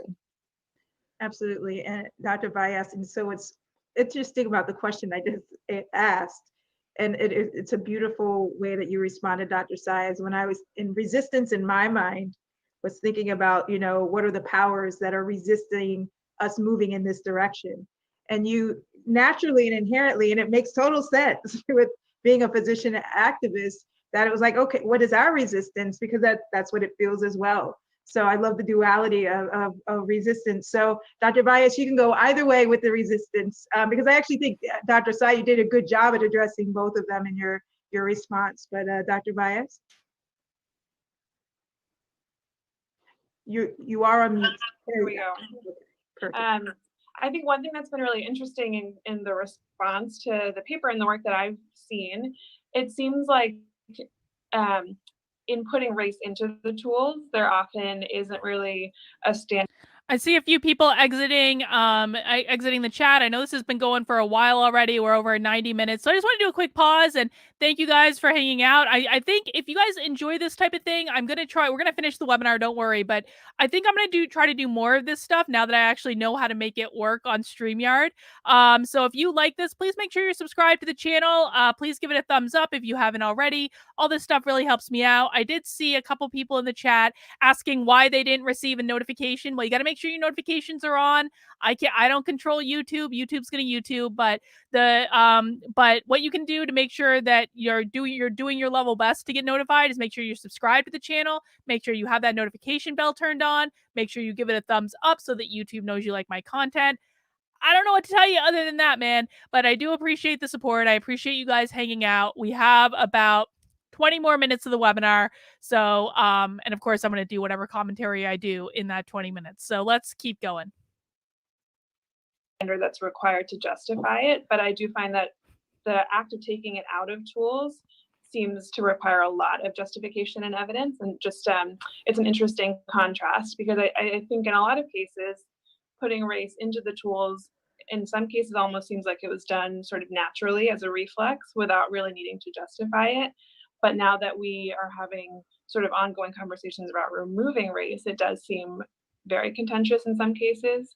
I guess I'll say that I think sometimes the initial response has been a layer of defensiveness about sort of what are we saying in saying that that the inclusion of race could have these negative outcomes.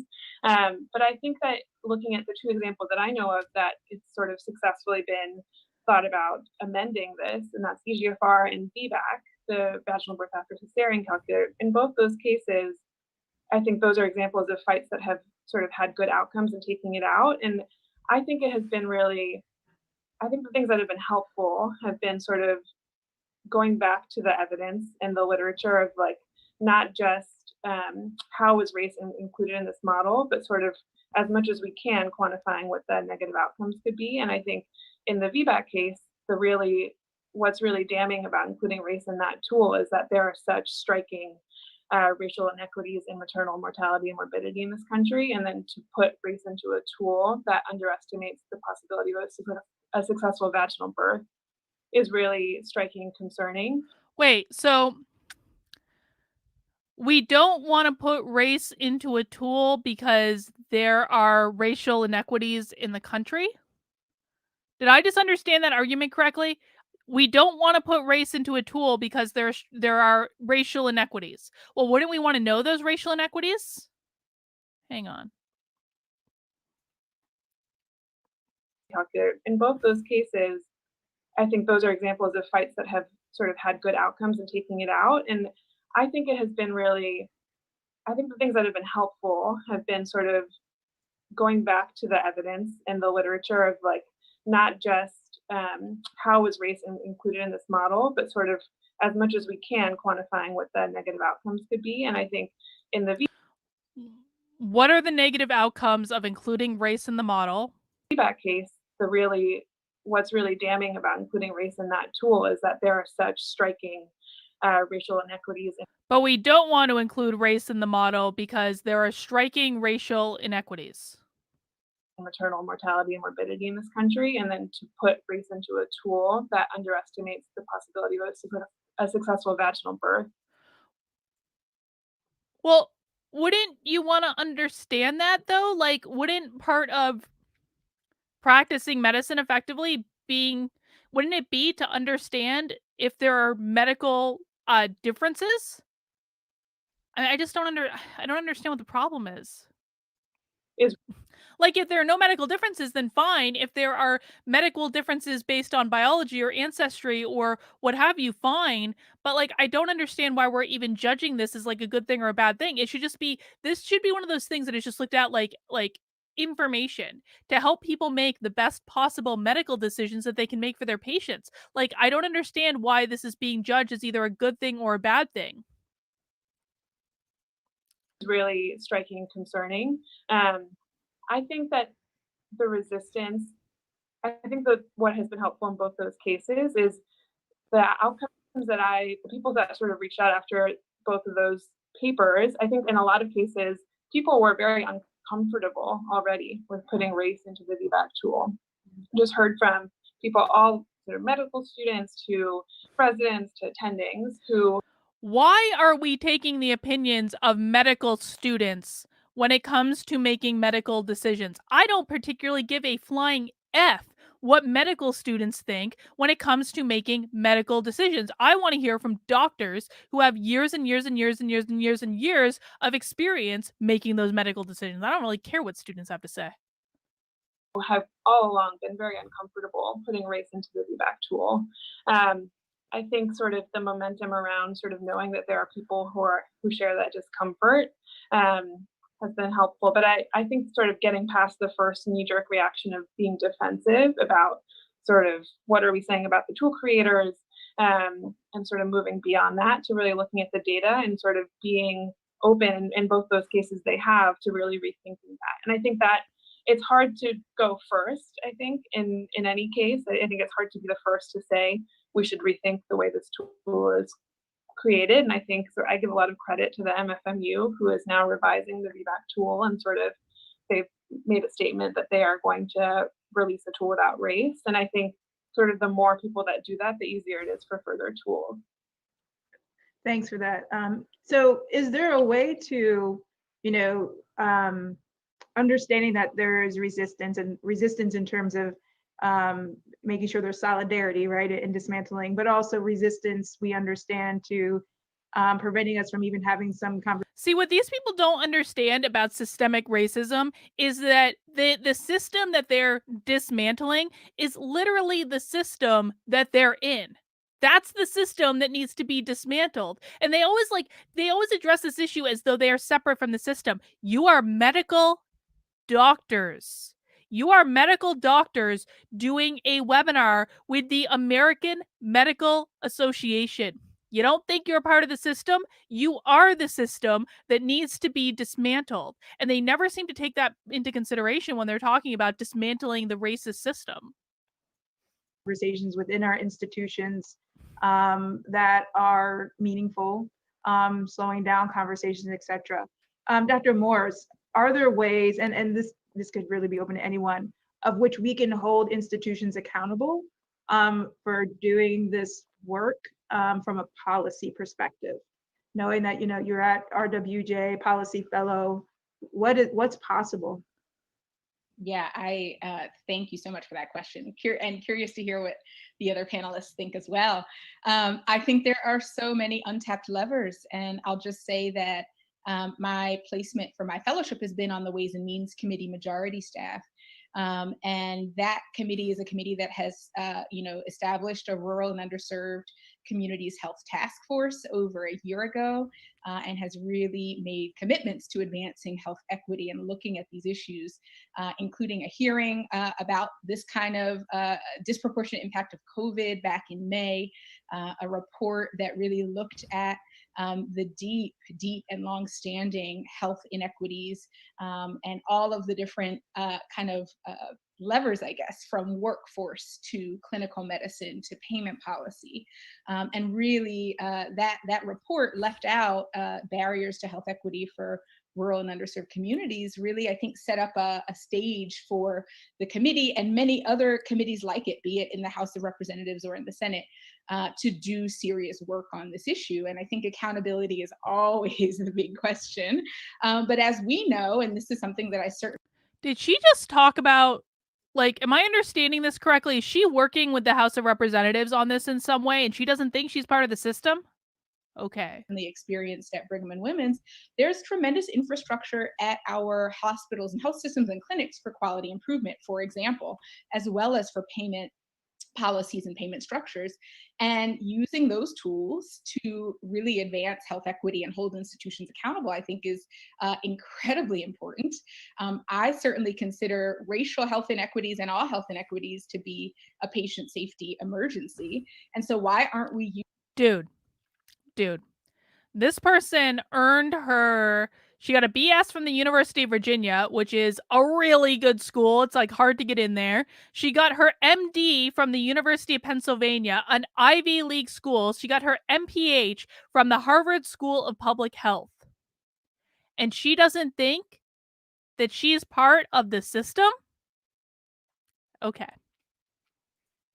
Using our quality improvement infrastructure, be it at the institutional level or at a much larger, state or federal policy level, to really, again, advance accountability and outcomes. Because again, right, and you all have stated this, there's tremendous research documenting these differences and inequities over decades and generations.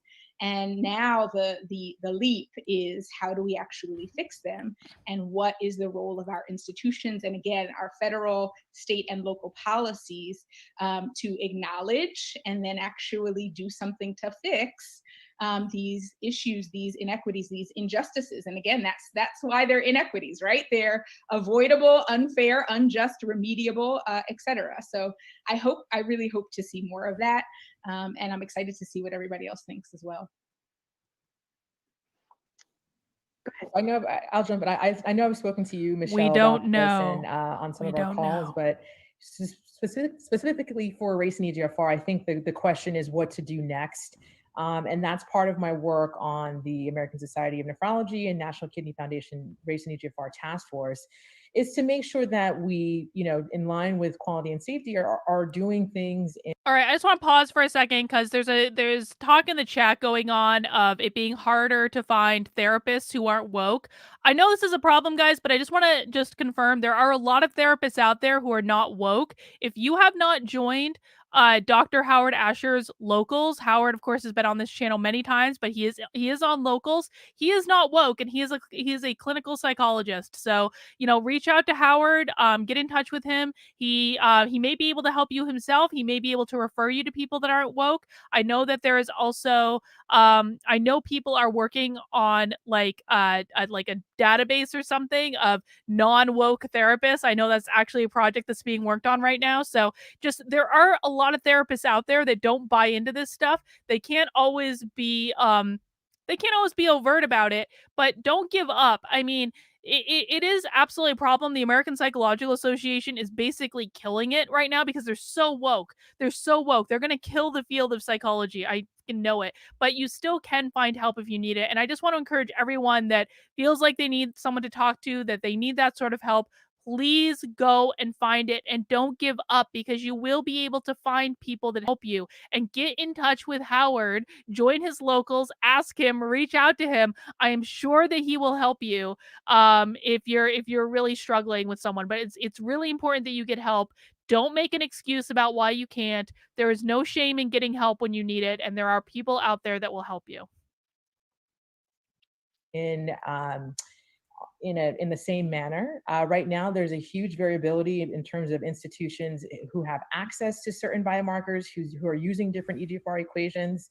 The institutions that have removed race, some of them have done it in a very different way, and that's not good, and I think we all need to get on the same page and think about, again, what's the most equitable option that will be safe for our patients. I think, I can't speak on to the deliberations that we've had on the task force, but I can say that it is a very wide range of opinions that include pharmacists, that include quality and safety experts, patients, just like Dr. Moore said, that their voice has been missing this whole time. And we hope to release recommendations by the end of the year so that everyone is doing the same thing. And I can speak to that. Now, in terms of health policy, we do have a race-free biomarker that can quantify kidney function. It's called cystatin C. The pushback that people will say is it's expensive. So the differential between cystatin C and creatinine is about 10-1.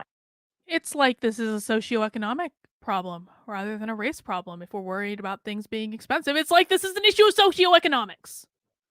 I'm sorry, I'm getting a little punchy. Like, the webinar is going on a really long time. They're not really saying anything. They're just, I don't know.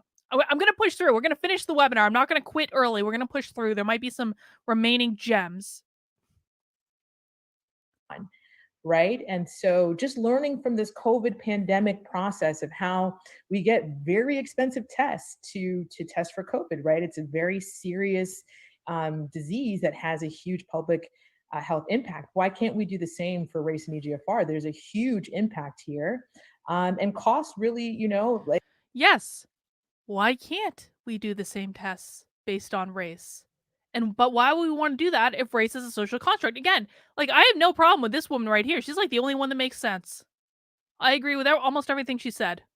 Like, as one of the leaders said, I won't say the person's name, but if cystatin C is too expensive, we need to make it less expensive. That's it. We have a biomarker. So why can't we use that? And I think that's where health policy can be very, very helpful in making sure that, one, the cost is reasonable and that there's widespread access across the country to that biomarker.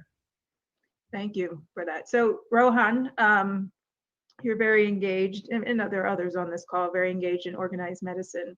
And organized medicine clearly has a strong role in connection to race-based medicine. And so what do you think is a potential role, moving forward for organized medicine, who is so impactful in terms of policy at the state level as well as the national and federal level?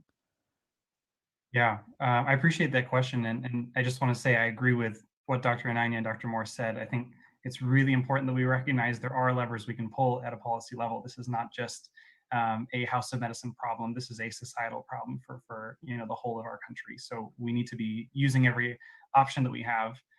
So I know this is a call for the AMA, and so I think I want to make a little bit of a pitch. Be a call for the AMA. You guys, I asked organized medicine. I mean, the panel's being hosted by the AMA, so I feel like I got to say something about the AMA. But I think looking at the policy that we have as an organization, the word racism appears twice right now in our entire policy compendium, right? One is to support the campaign against racism, and the other is about racism in music. And the first step, as Dr. Ananya mentioned, Did he just say there's a thing in the AMA about racism in music? Okay. is acknowledging that racism is a crucial public health problem. Now, our Board of Trustees did a phenomenal job with their statement this summer, really coming out strong and saying racism is a crucial issue and we are committed as an organization to addressing it. If racism was really a public health problem, then why did they only discover it this summer? Did it just pop up magically out of nowhere after George Floyd died? Like, if it's a public health problem, then why didn't they identify it before there were massive, massive protests? I just, there's no reason, you cannot give me a reason that if this was a real problem, that it wasn't identified before just this summer. I think addressing race-based medicine is part of what we can do. So, an organization like the AMA does not change clinical guidelines. And, the task force for the ACE and the NKF is going to, produce really robust recommendations in that regard. But we can commit more broadly to the idea that race and biology are two different things, and the whole of medicine needs to appreciate the evidence that supports that. Furthermore, we can encourage specialty societies to do what the ASN and the NKF are doing and really look at algorithms that have race within their algorithms. So this is an organized medicine issue because specialty societies are the ones writing these diagnostic algorithms and advising clinicians on what to do. So I think there's a crucial role for organized medicine to play, to look within, to say, what can we do to clean up, what's going on in our... I really think that all the people on this webinar are not actually listening to what the other people are saying. What they're doing is they're waiting to talk because they're contradicting each other, and they don't even realize that they're contradicting each other. I see this in organizations all the time. Like when I used to, back in the day, when I used to actually go to organizations and I would sit in on staff meetings, I would see this happen all the time where you would go around the room and almost every single person would say pretty much exactly the same thing. They might use different words, but they would say pretty much exactly the same thing. But they wouldn't realize they were all saying the same thing because they weren't actually listening to what the other people were saying. They were waiting to talk. And while they were waiting, they were preparing in their head, what am I going to say to sound smart when it's my turn to talk? And so, I feel like the same thing is happening here. They're contradicting each other because they're blatantly not listening to what the others are saying. And then, Rohan here has come on twice and has been like, oh, I so agree with these women, and because he has to do that, right? I so agree with everything these women said. And then he goes on to blatantly contradict them. Our own decision making, and how can we use that to really provide the best evidence for our clinicians to make the right decisions when they're treating individual patients. In the same vein, we have to take that same evidence-based lens and apply it to the policy we advocate for, right? We should advocate that we can make tests like Cystatin C more accessible and more cost-effective for institutions, so that when folks are going to their individual institutions, we don't meet the same resistance of cost and of barriers to accessing, these really crucial diagnostic tests that could change the way that we address these conditions. So I think there's a role for everybody to play, right? I think this is grassroots and it's organizational and it's policy level, but absolutely there's a role for organized medicine.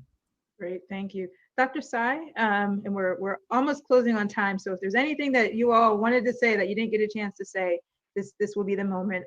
But Dr. Tsai, just curious, as again, I think you're a great communicator of especially around it and kind of sharing a lot of this information and it being digestible and accessible to many different folks in the way that you frame it, and you're very powerful. Do you have anything coming up in terms of And you're so powerful. writing and communicating? I think policy is absolutely connected to that, and how well we do that.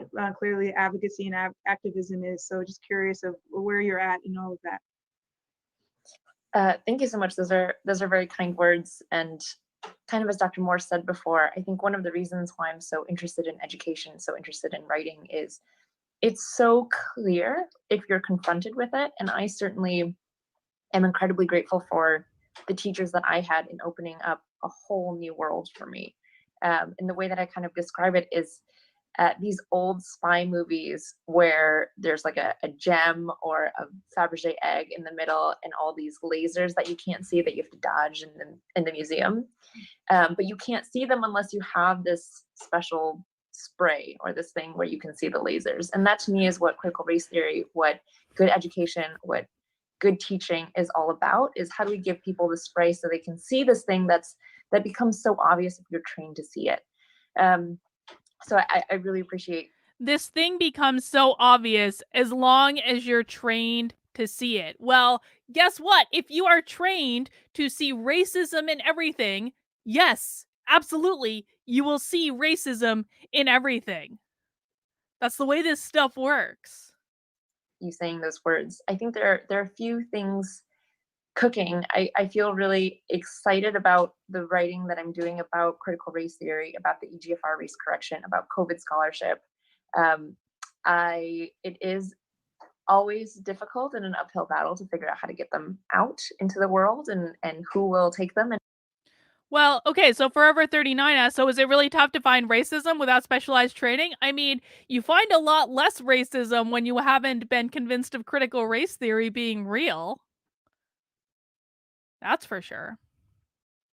That's really what guys, that is what the definition of critical race theory really should be, right? That is what the definition of critical race theory is. It's how to look for racism in everything. It's the core assumption that racism exists everywhere and how to spot racism everywhere based on our little racial hierarchy that changes based on our whim and what's going on in the world.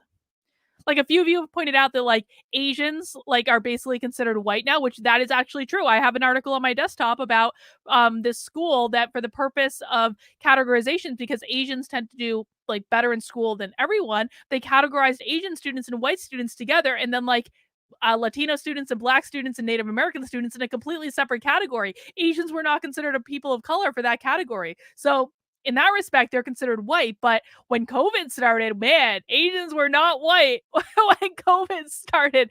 So they need to make up their minds.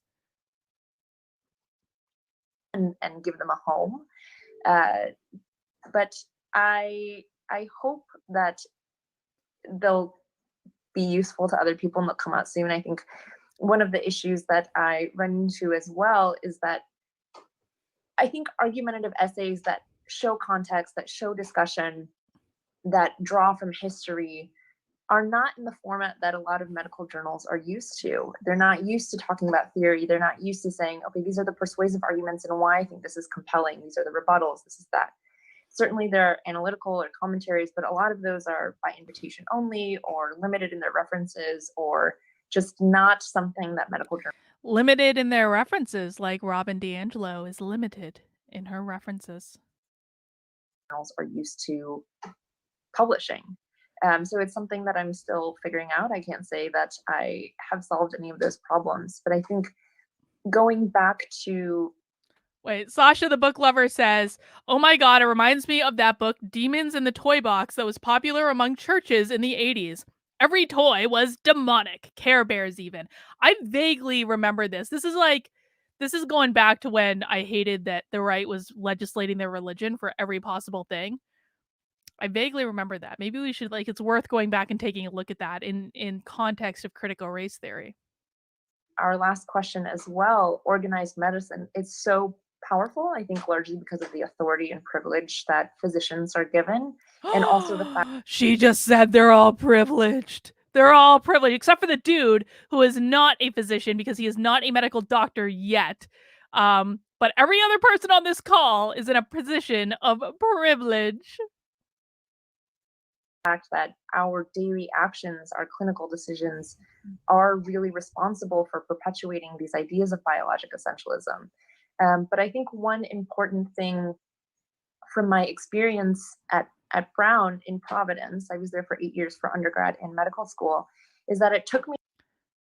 She went to an Ivy League college. She's in a position of privilege. Let's just acknowledge that. Jennifer, you are literally the system that you're arguing should be dismantled. You went to an Ivy League school for graduate school and undergraduate, it seems. You are a medical doctor doing a webinar with the AMA, literally the definition of the damn system. Me a long time to recognize how I could be not only a citizen of Brown University, but a citizen of Providence. So as in addition to organizing medically and organizing with physicians, you were a citizen of Brown University when you paid your tuition to Brown University. That's how that works.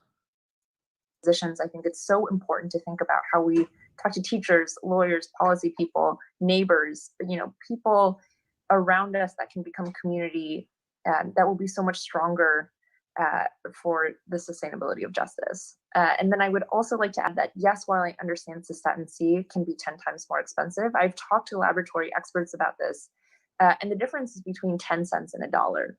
So it's, and as people have mentioned, if it becomes more standardized, it's likely that that price will fall as well. It's kind of like when you're in high school and you're buying t-shirts. If you buy 25, they're $30, but if you buy 100, it quickly goes down in price. So I think, yes, the 10-to-1 is a significant ratio, but when you look at the difference, I'm actually, to Aviator's point here, I'm actually surprised that there hasn't been a movement to change Brown University's name. I really am. Now that I'm thinking about it, why isn't that racist? Honestly. Between 10 cents and $1, if we're talking about thousands of people getting more precise, more. Hang on. Dollars are racist. They have white men on them. They have old white men who are slave owners on them. Dollars are racist. Money is racist. Accurate, better care. That difference is not negligible, but something that can't sway how we approach this problem. Thank you. Dr. Weiss, and just to close with you, because we started with you with the article and the conversation, and it's, as I said, many folks have read, and it spurred many conversation and hopefully action in some places, but at least at minimum, a critical conversation about how to move forward in this. What do you want, post this article, all the action that's happening, like what do you all want as authors of that? Yeah, I think many things. I think one of the goals has been to sort of contribute to and be part of this systematic review of these tools. And in any case where race is used, I think it does merit revisiting each tool and sort of deciding what's to be done with race. And that hopefully involves societies being open to amending these tools. I think some of that work will require the kind of scholarship that has been done for EGFR, but for the other tools as well. And then the second question of what do we do for tools and guidelines and things that are yet to come, I think is a bigger question. I think policy is certainly a big part of that, and it's great that we have leadership in both sides of Congress. I think one place that I've really been sort of stuck is trying to think if should each professional society be doing what is being done for nephrology and sort of coming up with consensus guidelines for their field, or is there a way to have change that's sort of on a broader scale through something like the AMA, and sort of what is the jurisdiction and sort of who is going to own that job of creating a group of people that involves doctors and policymakers and critical race theorists and trainees to sort of come up with that, and who's going to take ownership of that. I think that's a sort of question that I also have and would love to hear what other people think. But I think in general, I think that the tools that exist now need to be revisited, and then we need to come up with sort of a solution for tools moving forward. Great. Well, thank you. We have come to the hour. Usually we've been doing it 30 minutes, but I knew this was an hour-long conversation. Probably could be a 2-hour conversation. Okay, so we've come to the end of the webinar, but I want to show you guys something that I discovered while I was watching this. I don't know, it seems to me like this is she's this one in the middle is like the only one that has any sense. No, I wish I knew how to pronounce her name. The doctor in the bottom middle is like the only one who had any sense and was talking about how there are differences among people and we should actually know what those differences are. I don't understand why they're making an argument that race shouldn't be included in these things and it's just a social construct. I don't know how that's going to get them anywhere, but I want to show you guys this because I did some snooping, and this webinar is just one of a whole GD playlist of other equity webinars that the AMA has done. So let's look at some of them. Structural racism in Latinx community, and dude, Latinos hate being called Latinx, by the way. I hope someone talks about that. The experiences of physicians of color in COVID-19. COVID and Latinx voices in the field. COVID and Native voices in the field. The root cause. Police brutality. Oh, God. This is going to keep me going for a while. Dude, LGBT voices. Oh, they do Asian Americans and Pacific Islanders, mental health in COVID-19, political determinants of COVID-19. Dude. So I might have to do some follow-ups on this. We'll see, but that's really all I have for today. I mean, I know this is about 2 hours. You guys have been hanging out with me for a while, and I really do appreciate it. Again, if you enjoyed this, I'm going to try to do more of these now that I actually know how to do it, like live reactions to different types of trainings. I'm also working on a website right now that is going to go along with another project I'm going to be launching in 2021. That's going to be basically, I want to actually be like going into these trainings live as they're happening and asking the right questions and making sure people know about these trainings. I think that would be really fun. I'm also going to be, guys, if you have any trainings or any documents that you want me to look at, please email them to activelyunwoke@gmail.com. That's activelyunwoke@gmail.com. I'll even put it in the chat, and that will get it in the queue for me to take a look at. And so I'm going to be doing a lot with this stuff in 2021. If you enjoyed this, please make sure you're subscribed to the channel. Make sure you have those notifications on and all that good stuff. And it is almost 6:30, which means our good friend Adam should be going live with his show pretty soon. So maybe just pop over to Adam if you still want more YouTube. But I'm gonna go downstairs and knit. I'm gonna knit Adam's sweater. That's what I'm gonna do. I'm gonna go knit Adam's sweater, and that's what I'm gonna work on the rest of the night. I hope you guys have had a great day, and I'll see you soon. Bye.